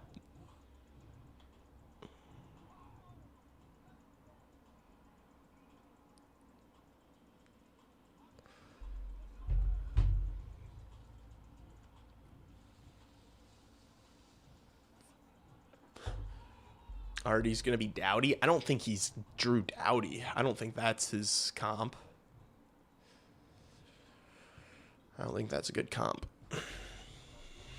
I think Aaron Ekblad is a pretty solid comp. Like physically strong. Not like super quick, but good hard shot. Physical, decent straight line speed. Think Lardis could be a first liner? I don't know. You know? I don't like saying no. I think most people would say no. I think most people say Nick Lardis is like depth, middle six scoring, but like why? Why do I have to believe that? Why do I have to say that 30 games into his NHL career? You know? I don't know. He's looked pretty fucking good since he's been in the top 6 so far.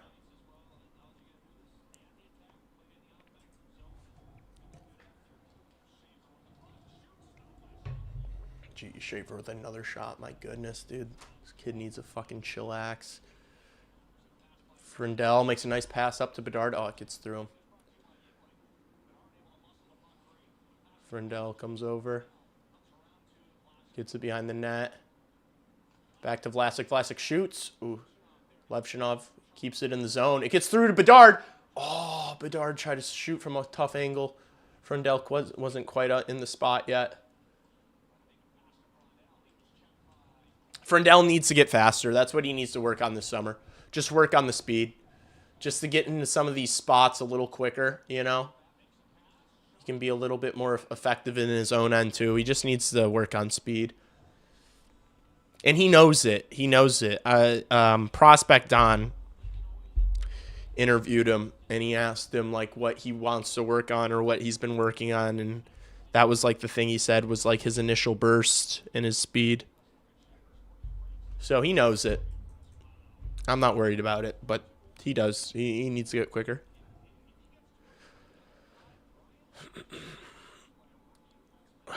Artie isn't as smart as Doughty. Any comps for Rinzel? I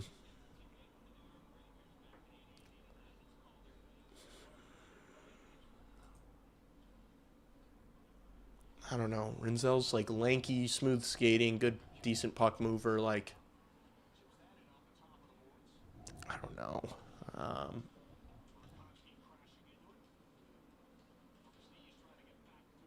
I can't think of a good one. Barzell dumps it in. Gets through Soderblom. Bounces nicely for the Hawks, though. They get it out. Donato with a bad pass to McCabe. Donato is a shit passer. He called that one an icing.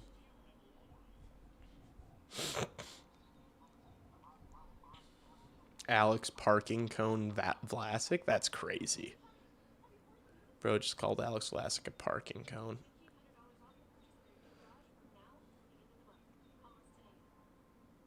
Sanderson's a good comp for Rinzel. I guess I see that. I don't think Rinzel's going to be Sanderson. But who knows? It's so early. It's so early.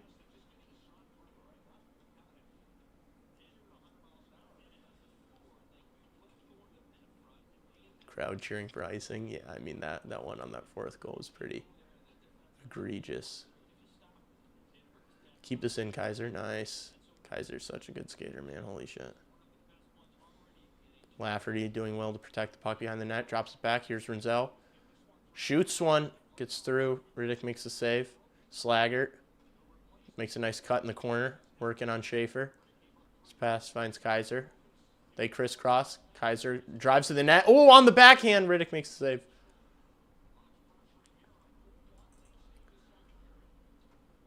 Islanders finally get it out of the zone. Getting hemmed in. The Islanders' top line, they're getting hemmed in by an AHL lineup. By an AHL line. I'm just kidding.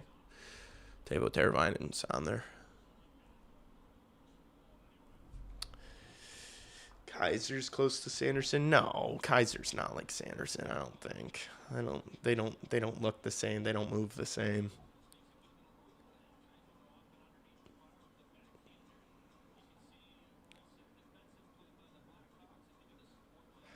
Yeah, I mean, the player comps is kind of like the most useless thing in the world.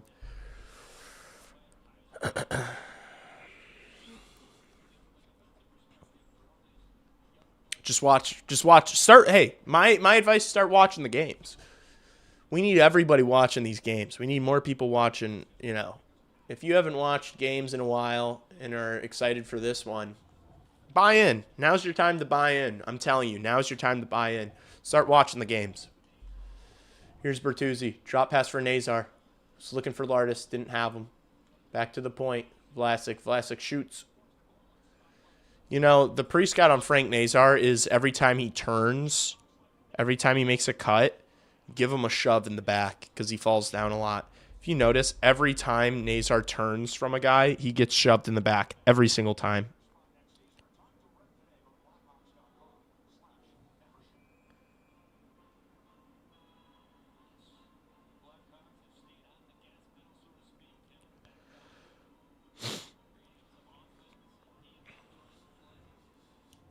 Come on, Frankie, win this draw.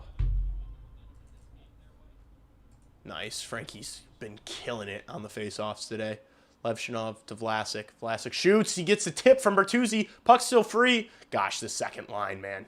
This second line, yet again, the best line for the Hawks. This Nazar, Lardis, Bertuzzi line, they have been good. Here's Frankie. Oh, try to find Lardis in that tight area. Islanders get it out.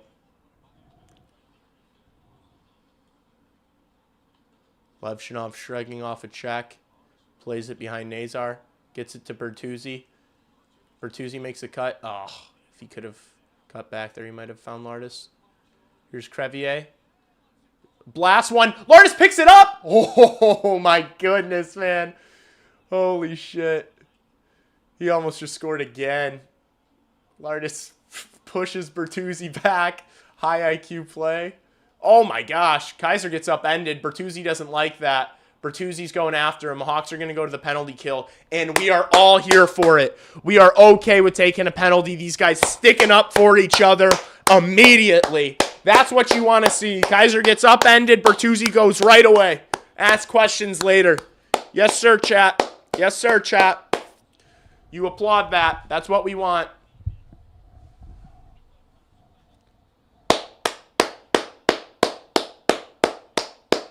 Attaboy, Bert. Attaway, Bert.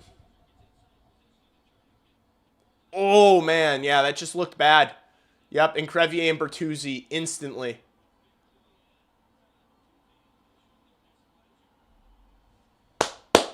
Leafs got to take notes. Yeah, that's how you do it. Man, this is... I love what's being built. I love what's going on, what's cooking in this locker room. You're second from the bottom. They are second from the bottom in the standings. And they're playing like this. They're sticking up for each other. Look, I don't think this team is going to... I think these final 10 games are going to take us out of the bottom 5. I really do. I think we're going to win more games than we lose over these final few games, and I'm okay with it. I'm not tempting fate. I'm not cheering against my team. I want this team to win games, and we'll deal with the repercussions. I don't care about tanking. I don't. I care about this, you know? This team's looking too good to, you know, finish in the bottom 3. We're gonna have to get lucky with the lottery balls, chat. Schaefer carrying for the Islanders gets it back. Nice, Vlasic elbowed that. Oh, Schaefer tried to catch it and shoot quickly. Gets dispossessed. Hawks get it out and clear it the length.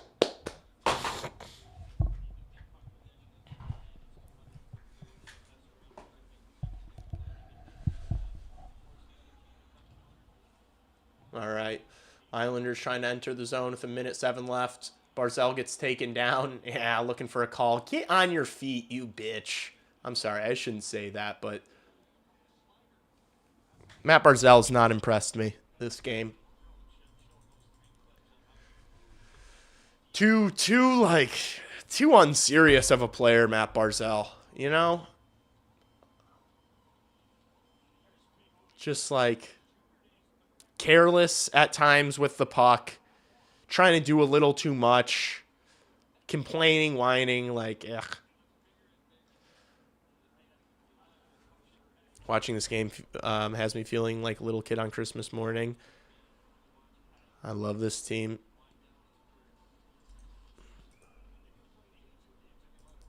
Yeah, this has been a fun one. I would love a Bedard assist to Frondell. I want a Bedard cookie.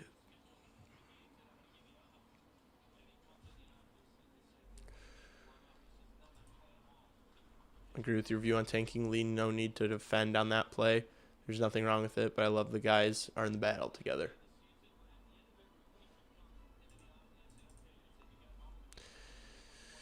Look, and also when you know, if you see a teammate get hit, kind of like take a bad hit, you've got the best penalty kill in the league, you know? Go mix it up. Go take a penalty.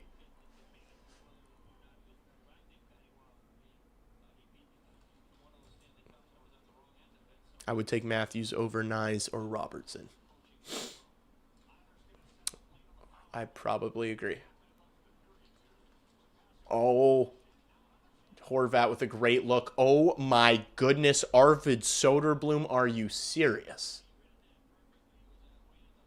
Arvid Soderblom, are you serious? Screw tank, playoff run, let's go. Even Big Lou looks meaner tonight. They've got swag at every line. Man, it's exciting. This is... Oh my gosh, Arvid Soderblom, are you kidding me? Holy shit. What a save. You gotta take your cap off, you know? You gotta tip your cap when it's due, chat. We gotta stick taps for Arvid Soderblom. Man, this game's got me feeling good. 20 seconds left on the kill. It's out of the zone. Barzal going to try to carry it in one more time. Leaves it for Schaefer. Schaefer gives it back. 12 seconds left in the period. Horvat makes a nice pass. Soderblom closed the door, though. Nice. Hawks back to full strength. 4 seconds left. Puck in the corner. Yeah, and Crevier's just going to pin it against the glass. And there you have it. Hawks up 4-1 through 2 on the island in an important game for the New York Islanders, who need every single point they can get. They are getting beaten up on by the Chicago Blackhawks. They are getting beaten up on by the Chicago Blackhawks, chat. 950 save percentage. I love my son, Nick Lardis. He ain't Celebrini. No shit, he's not Celebrini. What?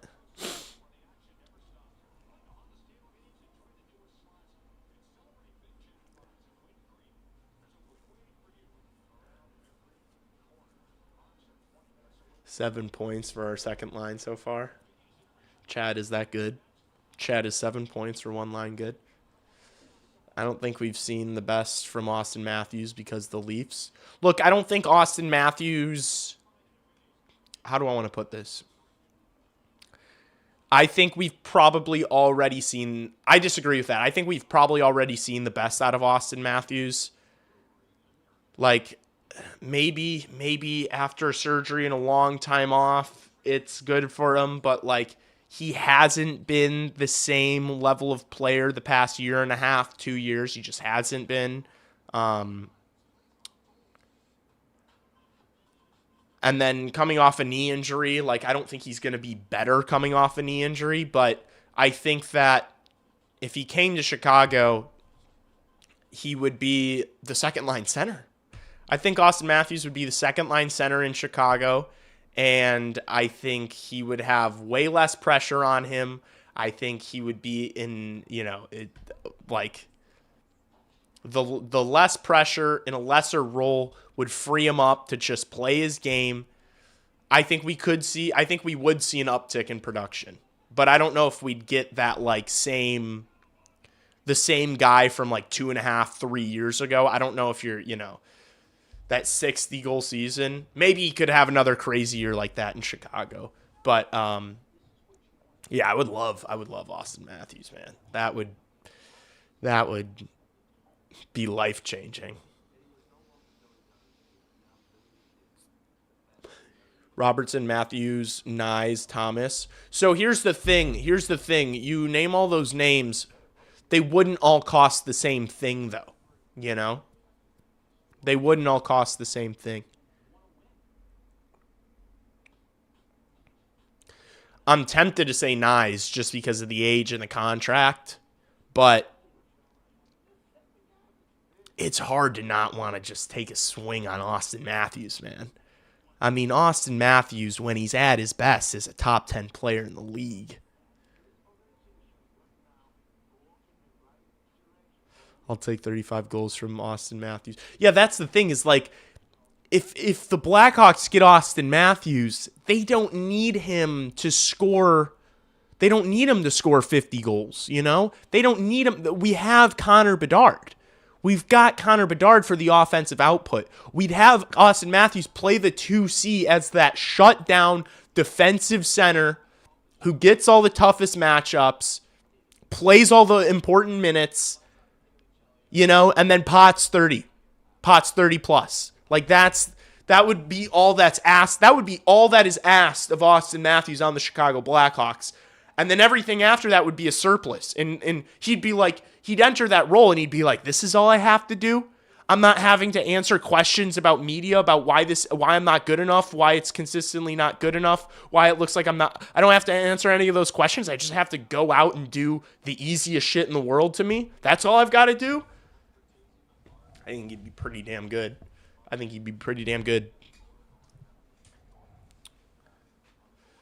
Nyes is the worst hockey player of that group, though. Yeah. Yes, but I think that is true. That is true, but it's not just about, that's the thing about this league. It's not just about like the quality of the player. You have to factor in age. You have to factor in role. You have to factor in what team you have already. You have to factor in the contract. You have to factor in injuries. You have to factor in term on the contract. You have to factor in all those things. Maybe I might take Robert Thomas out of that crew. I think I probably would take Robert Thomas out of that crew. But in a vacuum though, I think Austin Matthews is the best player of those four. Like if you don't factor in injury, age, contract, Austin Matthews is the best out of J-Rob, Matthews, Nyes, Thomas, like clearly. Is there any targets on the blue line you'd like? Or are you happy with our core upcoming talent? I'm happy with the D-core. I think you just let this D-core take over and have a whole year under their belt. I'm happy with this D-core. I don't think you need much more. Rinzel and Artie are only going to get better. Crevier's a dog. Kaiser's a dog. Vlasic is a dog. Like, I think this D-core is good enough to win. They just need to continue to grow. They should get Austin Matthews, but KD is not interested because he is in early 20s and doesn't fit the timeline. It's not true. Austin Matthews is like 27. He'd go after Austin Matthews. 27, 28. I think guys, Kyle Davidson hasn't really gone for anyone because it hasn't been the time. Like, now is clearly when you go for a guy. If Austin Matthews becomes available, I promise you KD's going to go for it. I can almost guarantee it.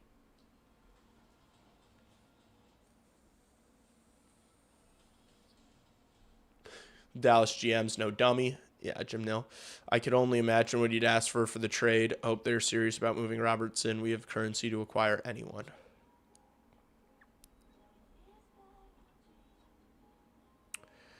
Yeah, but that's the thing is, like, whatever package you're going to offer for Robertson, I think I'd rather offer for Matthews. Or I'd rather offer for Robert Thomas. I'd rather have Robert Thomas and Austin Matthews over Jason Robertson. But if Jason Robertson's the guy, he's the guy, I guess. How long is Matthews out with a knee? Well, for the rest of the season. The rest of the season. Because, I mean, the Leafs are in tank mode anyway. But he'll be back next year. He'll be back.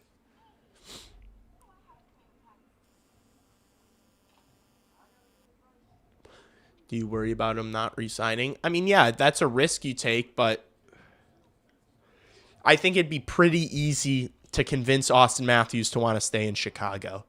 It's a very, honestly, very similar size, very similar city to Toronto. He's got way less pressure. It's a little warmer. It's a gorgeous city. He would have an extremely exciting, think about the future of the Toronto Maple Leafs and then think about the future of the Chicago Blackhawks. Obviously, the situation in Chicago would be 10 times more enticing to anybody with a brain than Toronto right now. I think it'd be pretty easy to convince him to stick around. And you've got all the cap space in the world. Guys, that's the thing. We don't have any bad contracts. We really don't. You have all the money in the world.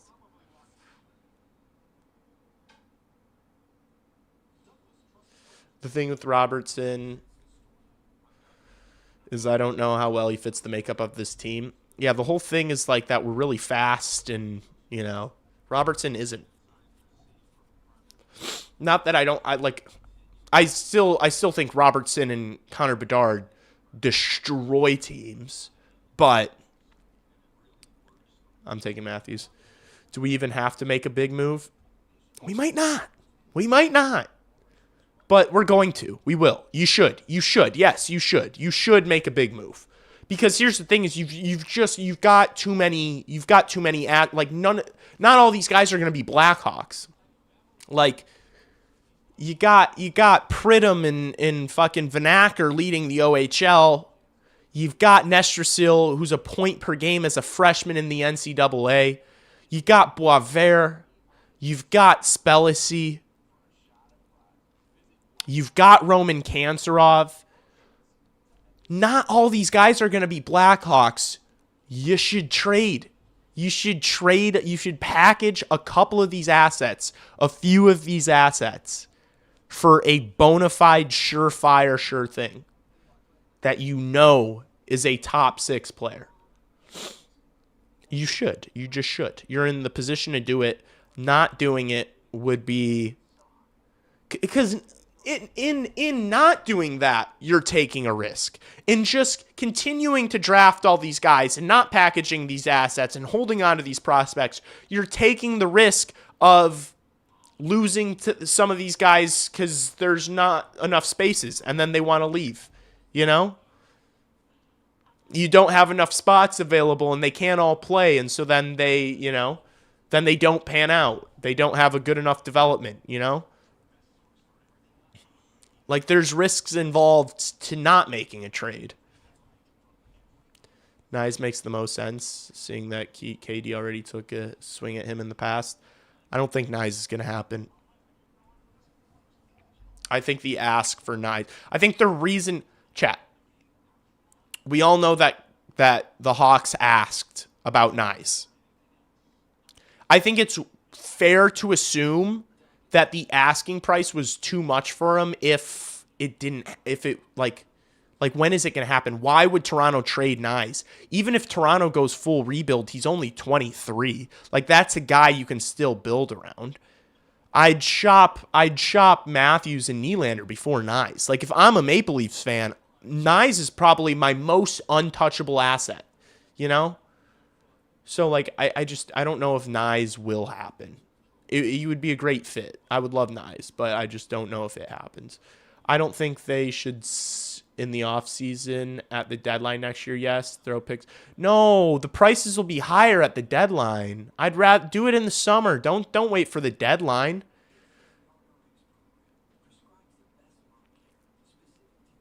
At the deadline, teams get desperate and overpay. Do it in the offseason, Give them a whole year. Do we think Boisvert starts with the big club next year? No. Rockford. So who are the ones the Hawks are considering? Matthew, Nyes, Robo, who else? I don't know.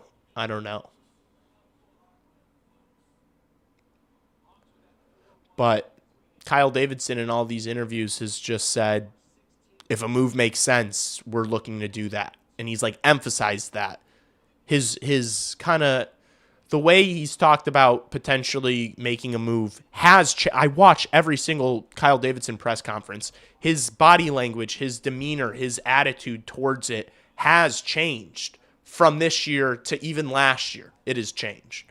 So I think if the option's there, he's going to do it. Now, the thing is like teams don't like giving up elite players, So like you have to accept the fact that it might not happen.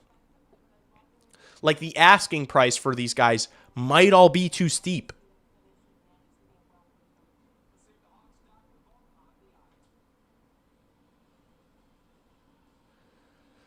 But With that being said, I think you go for it, you know? I would rather have Nyes Robertson because of age, timeline of the core, but would be ecstatic to get any of the four. Matthews Thomas seems unlikely. I don't care if they overpay. They have so much in assets. They will be fine. You say that. You say that, but let me ask you this. You say I don't care if they overpay. Well, what if an asking price is Frank Nazar, the first round pick this year, Sam Renzel and Oliver Moore? What if that's the asking price? Do you still not care if they overpay?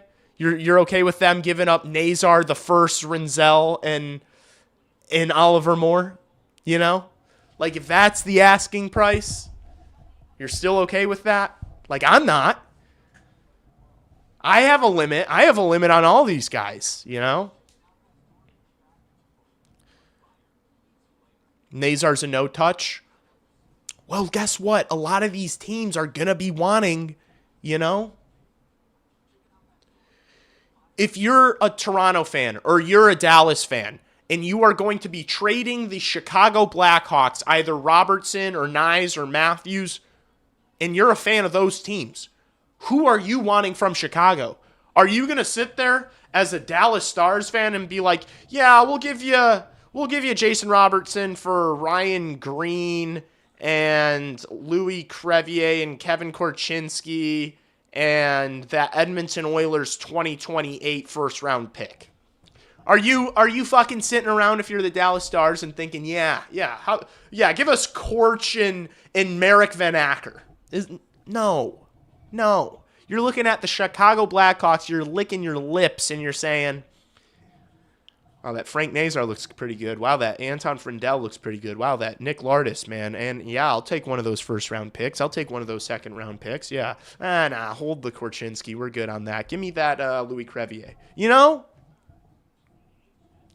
Like, that's what you're doing if you're a Dallas Stars fan. That's what you're doing if you're Jim Nill. KD's not that dumb. I know. So that's what, like, if a deal doesn't happen, I think it's safe to assume it's because KD's not that dumb. If Thomas is on the table, would you move Nazar for him? I wouldn't give up more. I wouldn't give up more than that.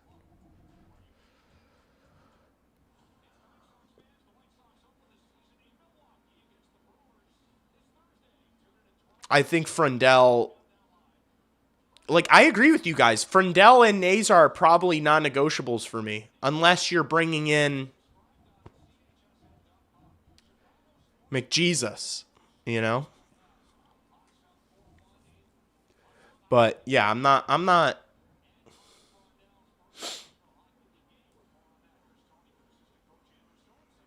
Kanserov could be better too, see?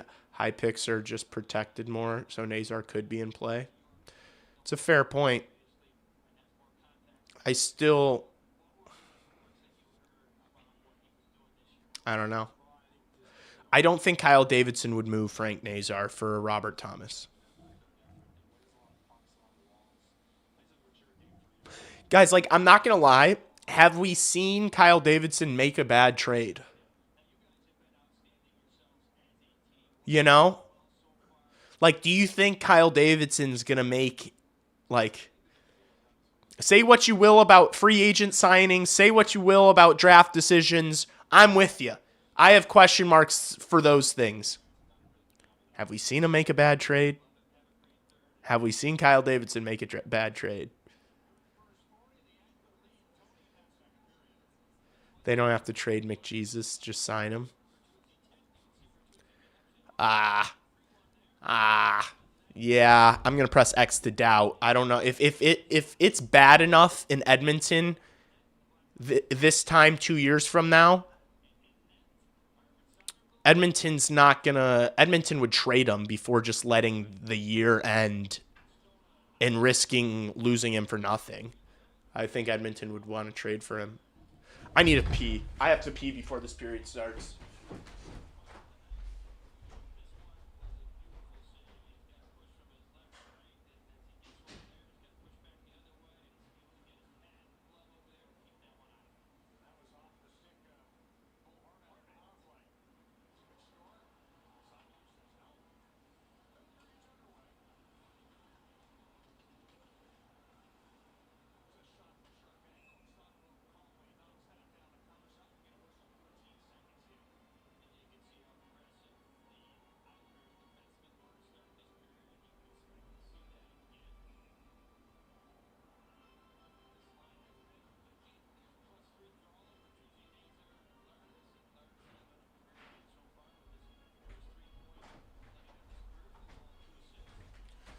Sorry.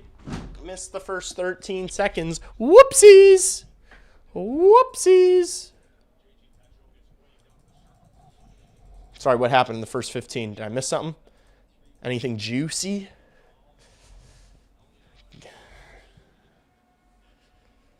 Brandon Hagel isn't Brandon Hagel on the Blackhawks the last 3 seasons. Yeah, I think playing with Nikita Kucherov. Also, Connor Bedard isn't a Chicago Blackhawk if Brandon Hagel is on the Chicago Blackhawks.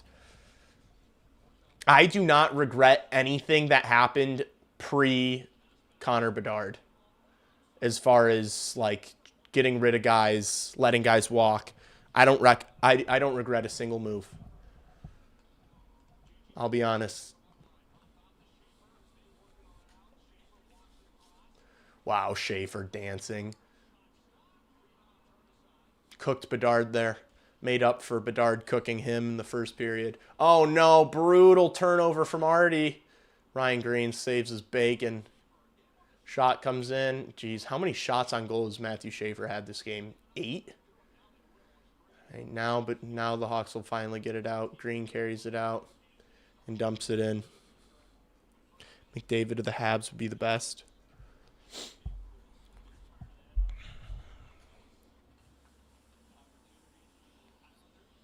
Edmonton dumps it. Shot comes in.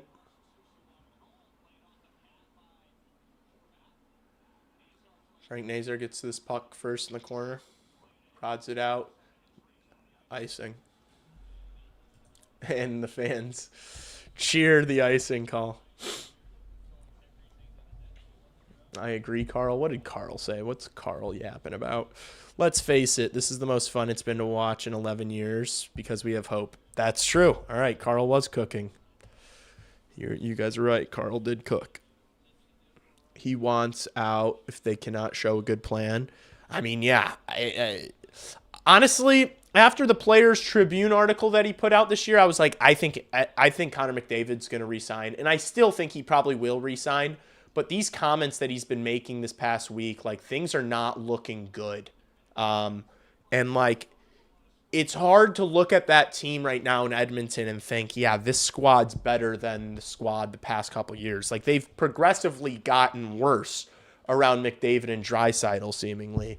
And that is thanks to the domestic terrorist that is named Stanley Bowman. Nice pass by Berkey. Gets it back from Donato. Throws it across goal. Riddick gloves it. Oh, it's Sorokin in net. They pulled Riddick. Sorry. My fault. Is Carl your dad? No, he's just some he's just a dude. No, I'm just kidding. Yes, Carl is my father. He's just a random guy. Same name, just a coincidence. No, I'm just kidding. Imagine how many cups Edmonton would have without mismanagement. Imagine how many cups McDavid would have if he comes to Chicago this summer. You know? Now, McDavid, I would trade Frank Nazar for. I would trade family members for McDavid. All right, this was a good start to the period for the Islanders. They've been kind of hemming us in our zone. They keep it in again. Susie, his shot gets blocked by Vlasic. We get a whistle.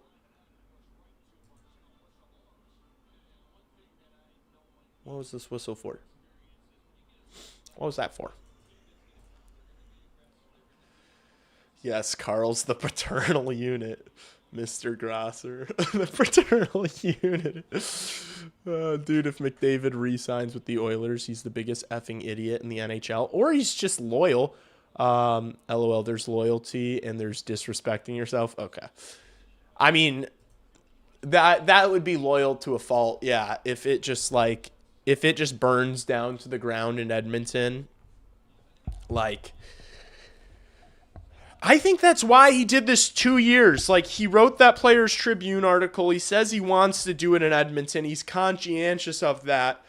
But, like, if it gets so bad over the next 2 years after this fucking joke of a discount that he gave them, like, he has all the excuse in the world to be like, I'm sorry, I did everything I could. I'm leaving. And then he's going to come to the fucking Chicago Blackhawks. And they're going to run a dynasty. Would you trade Carl for McDavid? Would you trade Carl? Carl would be like, I accept the trade. Carl would accept the trade. Carl would accept the trade, I think. Personally, I'm a no. I'd trade Lee Grossman for future considerations. Why am I getting traded? I think I could get back a heftier package than future considerations. This is a rough Levshinov game. It is. It has been. Yes, it has been a rough Levshinov game. Which is frustrating because I feel like the past, 5 games... Oh, nice poke. Slagger could be in here. Oh, he just couldn't quite get the step. Bummer. Future Brandon Hagel. I have a no-trade clause. Okay. Carl has a no-trade clause, chat. How much would you pay McDavid for 6 years? Whatever the fuck he wants. Whatever the maximum you can pay him if he wanted it. There's no dollar amount that you can pay McDavid that he wouldn't give you that value, if that makes sense. Like if Kirill Kaprizov's making $17 million. Oh, what a drop. Frondell shoots. Oh, Sorokin makes the save. That was a nice drop pass from Bedard. Here's Frondell. He looks to shoot. Shot gets blocked. Didn't really have any options there.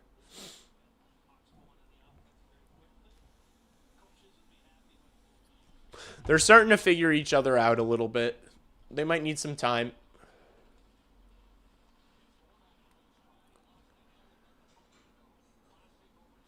Vlasic over to Krebs. Up the boards for Burt. Nazar protecting it. Gets it over to Lardis. Gosh, this line is so sick. Finds Vlasic. Vlasic shoots. Save gets made. Gosh, man. Lardis and fucking... This Lardis-Nazar line is disgusting. It's disgusting, lad. Just wait until Zach Werenski joins the Hawks in free agency in a couple years. I don't think Werenski's leaving Columbus. McDavid would probably sign under max again if he had a chance to win. McDavid, no fool, but money hungry either. But not money hungry either. Anyone here remember the Ken Hodge, Phil Esposito trade? I don't, but Carl waives his new no movement clause for McDavid, becomes public enemy number 1 in Chicago. Oh, doesn't waive. Carl is public enemy number 1 in Chicago for not waiving his no move. What a turn of events. Oh no, 2-on-1 maybe for Horvat. Muscles around Levshinov. Jeez, Artie getting beat again. Come on, Artie, wake up, buddy. I just called you Aaron Ekblad. Shot comes in from Pelech. Goes wide. Vlasic stays in front of the puck. Another shot gets in.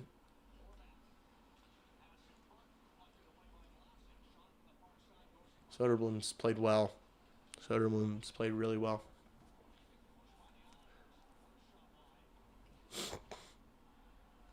Jeez, they're really hemming us in our zone here. Playing keep away. Horvat with a great look. Burakovsky, nice, gets it up. Donato gets it out. And it goes for icing. Woof. These guys have been out here for a while. Call it. Call it.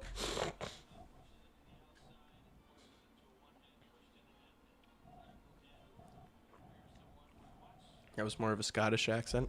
Supposed to be a Scouse. Scouser? I'm a Scouser, lad.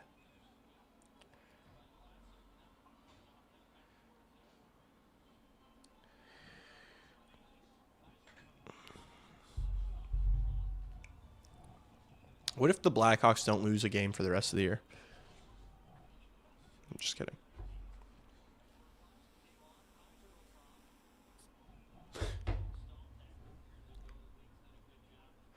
We're getting outshot, but we're getting outshot badly because there's been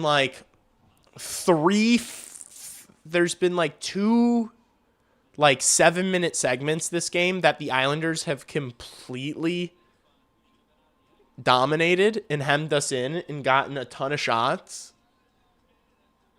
And then we've had our little bursts where we just like have 3 grade A's in the span of 2 minutes and we just capitalize. Arvid Soderblom's been a difference.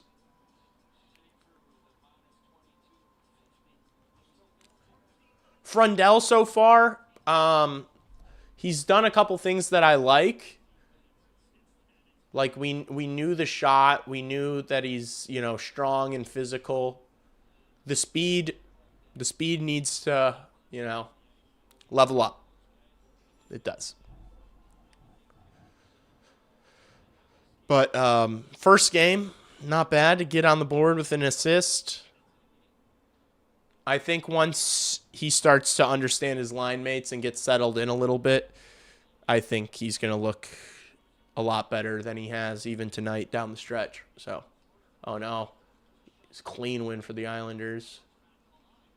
Another shot comes in.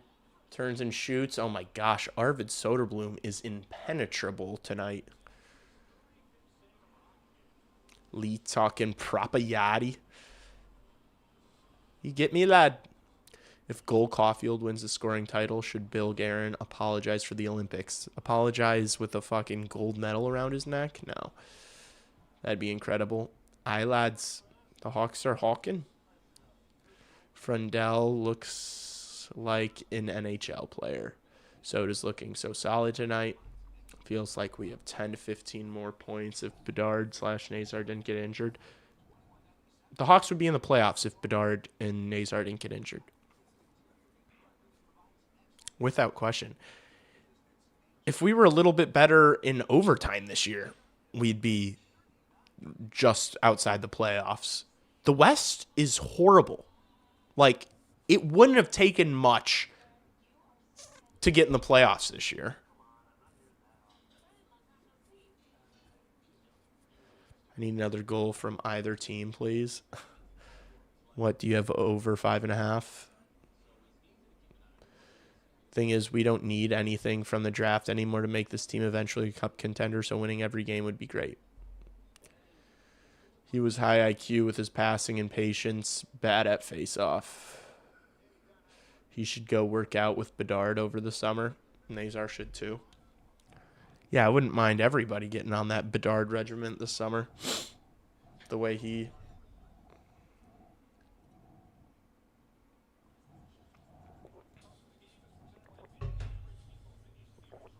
Statistically totally random. Yeah. Oil, Vegas, and Dallas. That's it.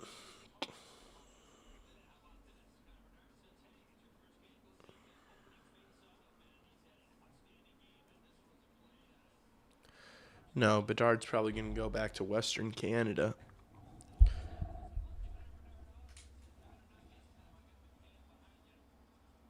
Oh, wow. Look at that autofocus. Good job. Good job, $2,000 camera.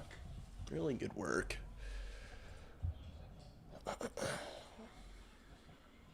Here's Bedard. Oh, puck gets poked away from him upon entering the zone. Bummer.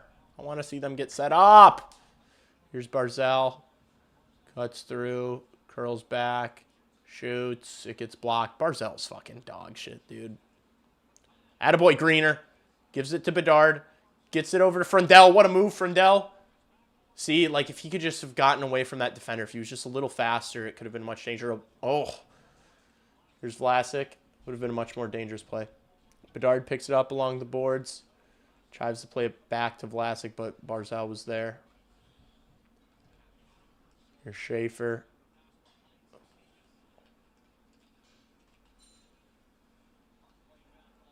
Back to the point. Oh, no. How has Arvid Soderblom kept all this out? How has that not gone in? Chat, explain to me how that stayed out. Oh, my goodness. Arvid Soderblom's shaking his head. Arvid Soderblom playing the game of his life. He does this. He does this. Every, 7 games, he'll just put up the best performance you've ever seen in your life. Oh, that chance was good.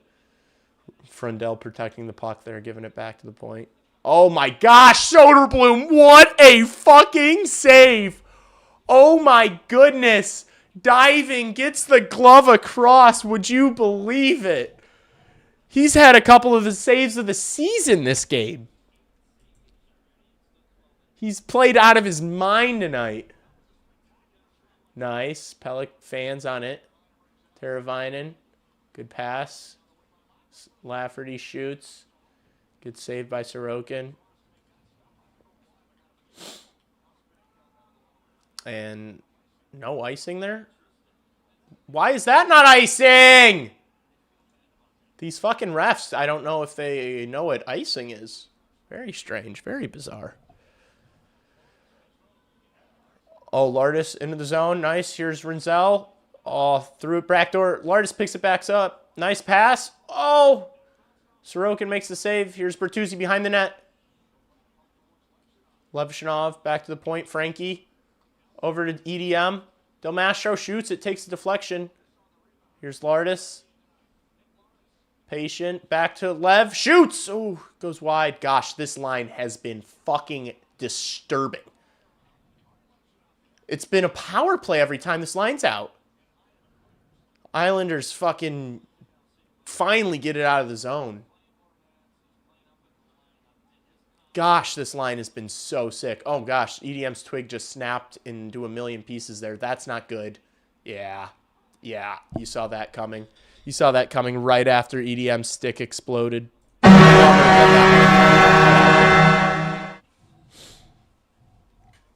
That doesn't happen if Del Mastro's stick doesn't explode there. Bertuzzi was out of gas at the end of his shift, so he couldn't recover for him. That was pretty unfortunate. And then Nazar needed to get that out too. Del Mastro should hit the deck there too, without a twig.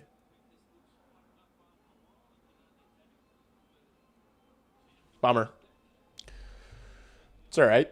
Still up 2. They were due, yeah.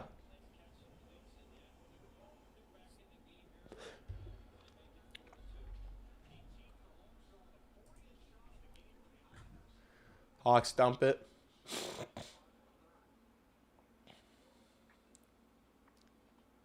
Gosh, just imagine if we still had Boisvert.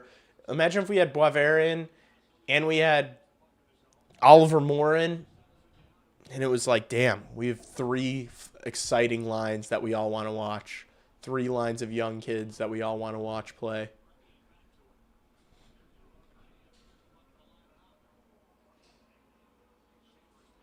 Schaefer. Oh, no. Vlasic. Oh. Braden Shen almost just got a gift from Alex Vlasic. He recovered well with that poke check. Soderblom to Vlasic, who's going to wait behind the net. Passes it to Frondell. Frondell dumps it in. Yeah, they just look like out of sync a little bit, this top line. They just need some time together. Be able to go over some video. Like, Green's looking over, like, should I go in here first? Is Frondell going in here first? Like, who's the F1 on this forecheck? Oh, geez. Soderblom makes a save. Rinzel protecting the puck well there. Nice. Plays it high off the glass, gets it out.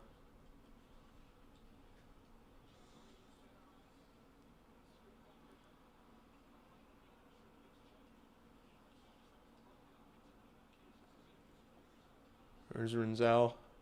Dumps it in. All right. Jeff Blashill going back to this 4th line here instead of playing the 2nd line. Interesting. Back to the point. Levshinov shoots. Doesn't get through the traffic. Puck bounces past Levshinov. Takes a hit from Anders Lee. Lafferty does well there along the wall. Moves it to Teravainen, who just hoists it into the Islanders zone. Slaggert one-hands it along the boards. Schaefer tries to skate it out. Gets taken out by Lafferty. Islanders enter the zone. Here's Schaefer. Throws one across net. Nothing doing. Mayfield up the wall. Horvat back to Schaefer. Schaefer fakes the shot. Now he shoots. It gets blocked out in front. Nice. Hawks get it out. No icing. These fans do not like the icing calls.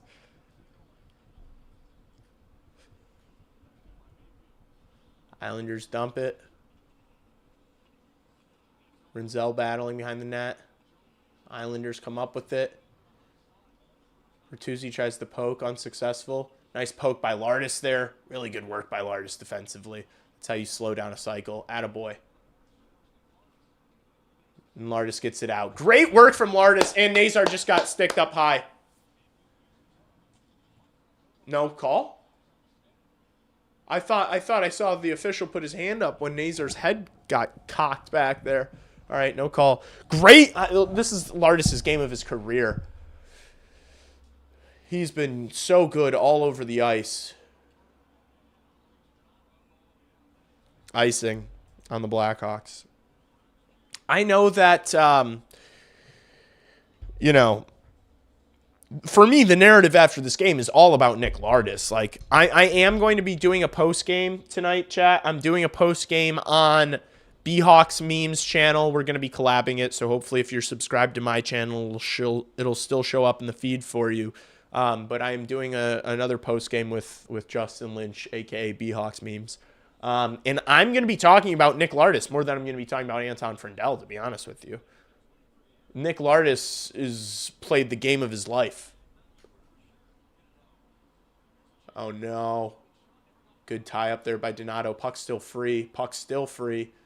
Schaefer shoots. Good save, Soderblom.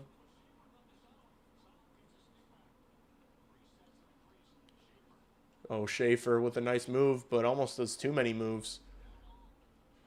He broke Ilya Mikheyev's ankles there.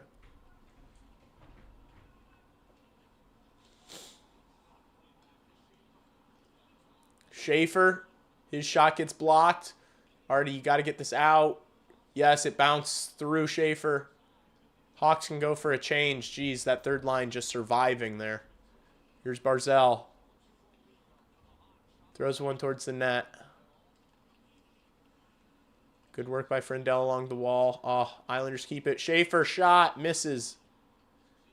Come on, boys. All right. Vlasic picks it up. Passes it up to Frondell, who drops it for Bedard. Bedard makes a nice move.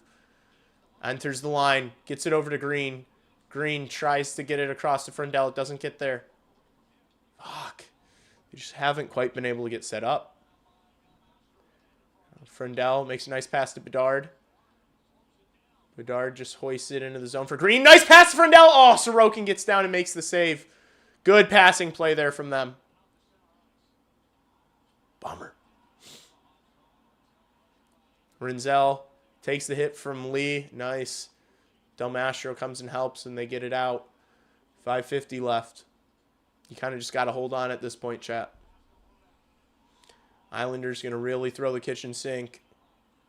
You can maybe catch him out. Nice stick lift by Sam Lafferty. Great play by Lafferty. Give it back to Laff. Laff's feeling it. Here's Slaggert. Plays it behind for Lafferty. Lafferty throws it across. Islanders able to pick it up and get it out. Nice interception by Kaiser, though, in the neutral zone. Takes it right back into the Islanders zone. Takes a hit. Gosh, this fucking autofocus on this camera. Nazar picks it up in the neutral zone. Oh, my gosh, steps by a big hit. Lardis trying to help him out. Now here comes the Islanders. Drop pass. Andre Palat. Shot gets blocked by Artem Levshinov. Lardis picks it up, passes it to Nazar, whose stick gets slashed out of his hands. No call, though. Schaefer into the zone. Holmstrom misses the net. Schaefer keeps. Bertuzzi giving Schaefer hell at the blue line. Nice hit by Vlasic behind the net. And Lardis can carry this out now. Oh, shit, you need to just get that out. Try to make a pass. Islanders go in.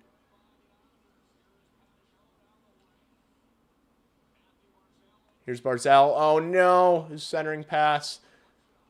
Nice.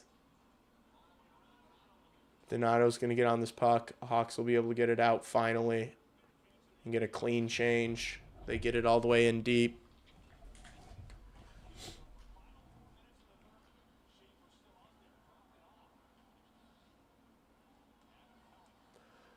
Pellick to Schaefer. This guy's been out here the entire third period, this Schaefer fella. My goodness.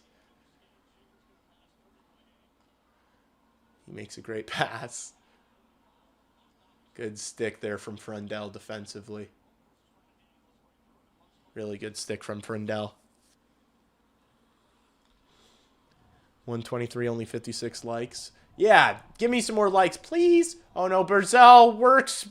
Crevier back to the point, and it squeaks through. It squeaks through, and the Islanders score again. Uh-oh, don't go anywhere, chat. We got a game on our hand. 4-3. We got a game. We got a game.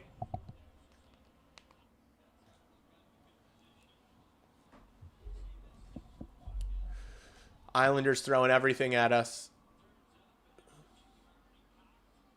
Desperation attempts. I mean, you got to wake up. This is it. This is like what playoff hockey's like. Like they're throwing everything at you. You got to be able to answer the bell here. I'm okay with this. Like, let's close this out. This is a good situation to be in. This is a good learning moment. Look at this arena's fucking on its feet, on fire. The other team's bench is all sorts of fired up. You got 3 minutes and 23 seconds to kill. Go do it. This is a good learning experience for these guys. Vlasic dumps it.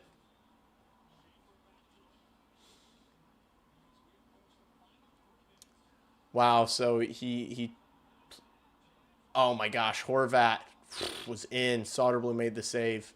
He took Lardis off this line and put Teravainen out there for this final few minutes. Jeff Blashill shortening the bench a little bit. Here's Heineman. Shoots. Deflects wide. Puck gets past Nazar. Levshinov, no. Okay, nice. He moved it along. Vlasic finds Green. Jeez, Green and Vlasic run into each other. Teravainen's going to get there. And he dumps it all the way in. This place is on fire.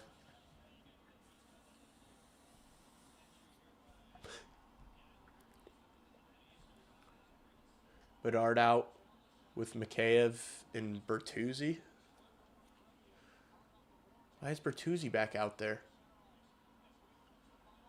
Empty net for the Islanders. Schaefer dumps it. Crevier can't move it up the wall. Battle behind the net. Crevier's just pinning it up against the boards, killing time here.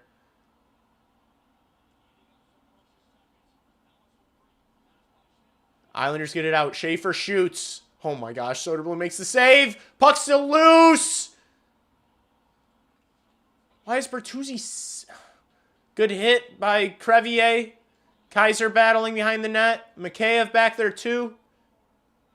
Connor Bedard waiting along the wall. Puck jammed up against the boards. Wasting more time. This is good. And they blow it dead. All right. Holy shit, man. My goodness. This has gotten nervy out of nowhere. Please get Bedard an empty netter. Now we won. Intentionally take time. Can't lay back attack the Islanders zone. I don't think Lardis needs to be sat here. I agree. Just like what, who cares if, give him the reps. Play Lardis out in these situations. Who cares if you lose the game? Who gives a fuck? That's why I don't want Ilya Mikheyev around, guys. That's why. Can I be honest with you? That's why I don't want Ilya Mikheyev around.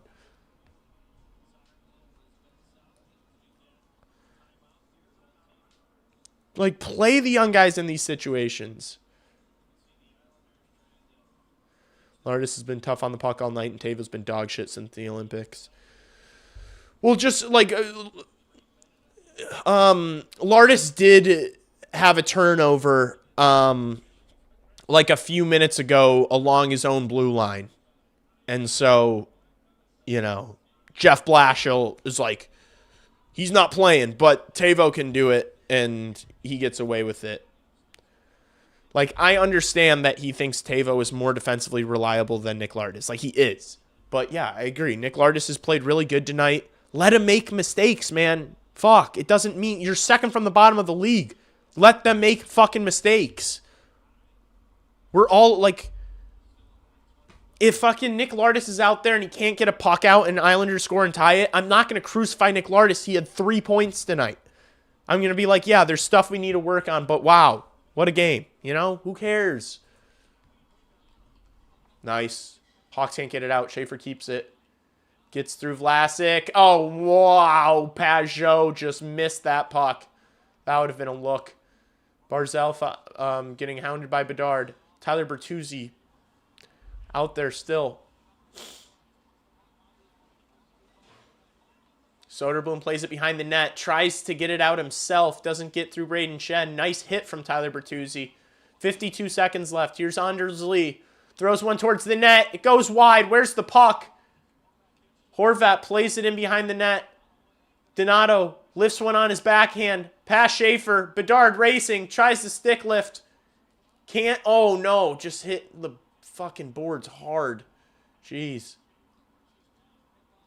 Oh, no. What a diving play from Donato. They call it a trip. Oh, my gosh. That's called a good penalty. That is what I call a good penalty, chat. Great penalty. Take that every time. Oh, my gosh, yeah. Holy shit. That would have been nightmarish.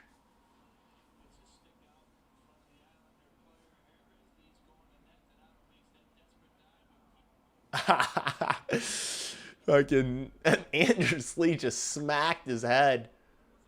Oh, shit, man. He smacked his head hard. Just got his bell rung. That's a great trip. Hockey NATO. Yeah. Bot NATO there from Ryan Donato. Attaboy Bot NATO. Islanders win the draw. Shit. Schaefer shoots. Oh, where's the puck? Soderblom made the save. Get them away from the crease, please. 18 seconds left. Win the face-off in its game, yeah.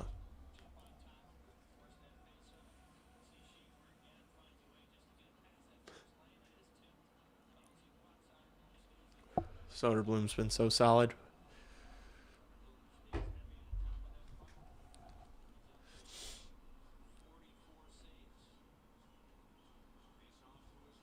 Frankie Nazar versus Bo Horvat. Come on, Frankie, win this draw. Come on, chat. Come on, chat. Everyone up. Everyone up. Massive draw. They say 19 seconds left. Just giving them time for free. We kind of win it. Nice. Islanders come up with it. Back to the point. Schaefer shoots. Goes wide. 8 seconds. Yes! They clear it out. Ilya Mikheyev. Frank Nazar's going to get there. Can he get the empty net goal? No, he puts it wide. Damn it. Hawks win. Hawks win. Hawks hold on. And they beat the Islanders in Anton Frondell's debut. Nick Lardis with a 3-point game. Keep them in the top 6. You got to do it now. Subscribe to the channel if you have not. I'm going to be streaming most of the rest of the games of the season. I'm going to be covering playoffs, streaming games in playoffs too. Oh my goodness. What a win. Look, a lot of learning lessons. These are the games you wanted to be in. Islanders, this was a playoff style atmosphere, you know? Islanders needed these points. They scratched and clawed and threw the kitchen sink, and we defended well. We did what we needed to win the game. So absolutely awesome to see. Anton Frondell picks up an assist. Connor Bedard, clip of him kind of instructing Frondell a bit there. Oh my gosh. Oh my gosh, they're showing Nazar and Lardis doing their handshake on the bench. Those two are going to be a duo, baby. That is an exciting duo right there. Lardis and Nazar, man. Wow. Wow. Soda, 50 shots. Holy shit. Soda played out of his mind, man. What a performance from Arvid Soderblom. I thought Kaiser had a strong game. I thought Renzel had a strong game. But for me, the story was that second line. That Lardis, Nazar, Bertuzzi line was dominating all night long. And that is so exciting. It's like once Frondell spends more time here, they can go over the video sessions with the coaches. They can get a couple practices in. I think you'll see more synergy between Frondell, Green, and Bedard. They just kind of didn't, fucking Anton Frondell landed in America yesterday, So I think it's going to take them some time to kind of figure each other out. But once they do, look out, because now you're talking about two really dangerous lines. I'm sorry to say it, but if you are a big fan of the tank, if you are wanting this team to tank, you might be shit out of luck over these last 10 or so games. I think that this Blackhawks team is they've got a bunch of offensive weapons. They look better than they did before the trade deadline. Wow. Exciting times. Nick Lardis is going to be a stud. I loved the way he was forechecking. I loved his play in his own end. He had a couple of turnovers. You still, obviously, there's things he can clean up. And I'm sure that's what Jeff Blashill will be saying, but wow, he played well. He played really well. Him and Nazar work well together. His speed's fine. Yeah. Frondell needs to get quicker, and he will. He's 18 years old. He'll get faster. But I mean, you see when he's kind of protecting the puck. You see him getting his head up. You see the skill. You see the ability to get the shot off quickly. Like, he's got all those tools. It's just once he gets a little faster, once he understands the system a little bit better, that kid's going to be a dog. So, I'm pumped. Man. NHL level development will help with that. Just look at Bedsy. Yeah. Everyone's guilty of turnovers. It's such a fast game. That was a fast-paced game. That was an exciting game of hockey to watch. And, look, the Hawks were on their heels through multiple stretches of that game. Multiple stretches where they were getting hemmed in, and the Islanders were attacking, and they bent and didn't break. They defended well enough. Soderblom fucking bailed them out. I mean, Soderblom won this game. Soderblom won this game for them. There's obviously a lot of areas to improve upon, but we had so many glimpses this game. So many glimpses. Everyone go troll Mike Bartner. I should tweet at him. Wait, I'll tweet at him right now.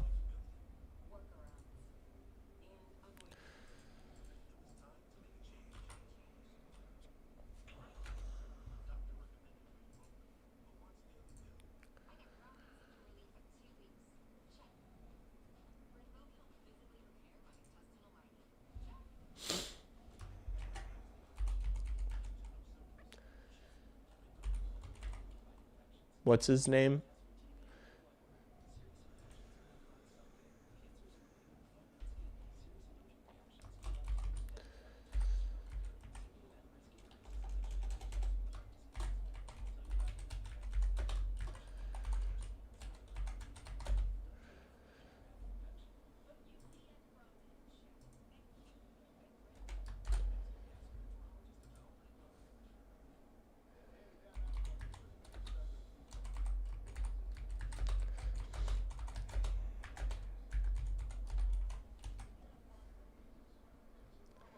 Everyone go follow me on X, @Lee Grossman. Lee Grossman on X. Make sure you go follow me and everyone go like this tweet. If you have Twitter, go like this tweet. Blow up Mike Bartner. Bedsy hater Mike Bartner. Oh my gosh, this handshake, man.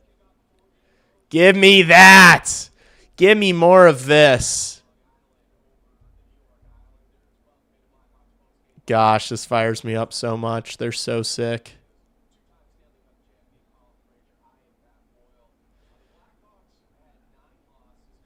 Don't ever separate them again. Real. Keep them together.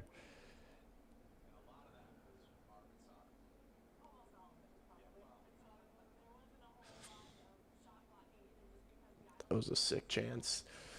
Damn. Hell yeah. Hell yeah. What a game. A loss would be an unmitigated disaster.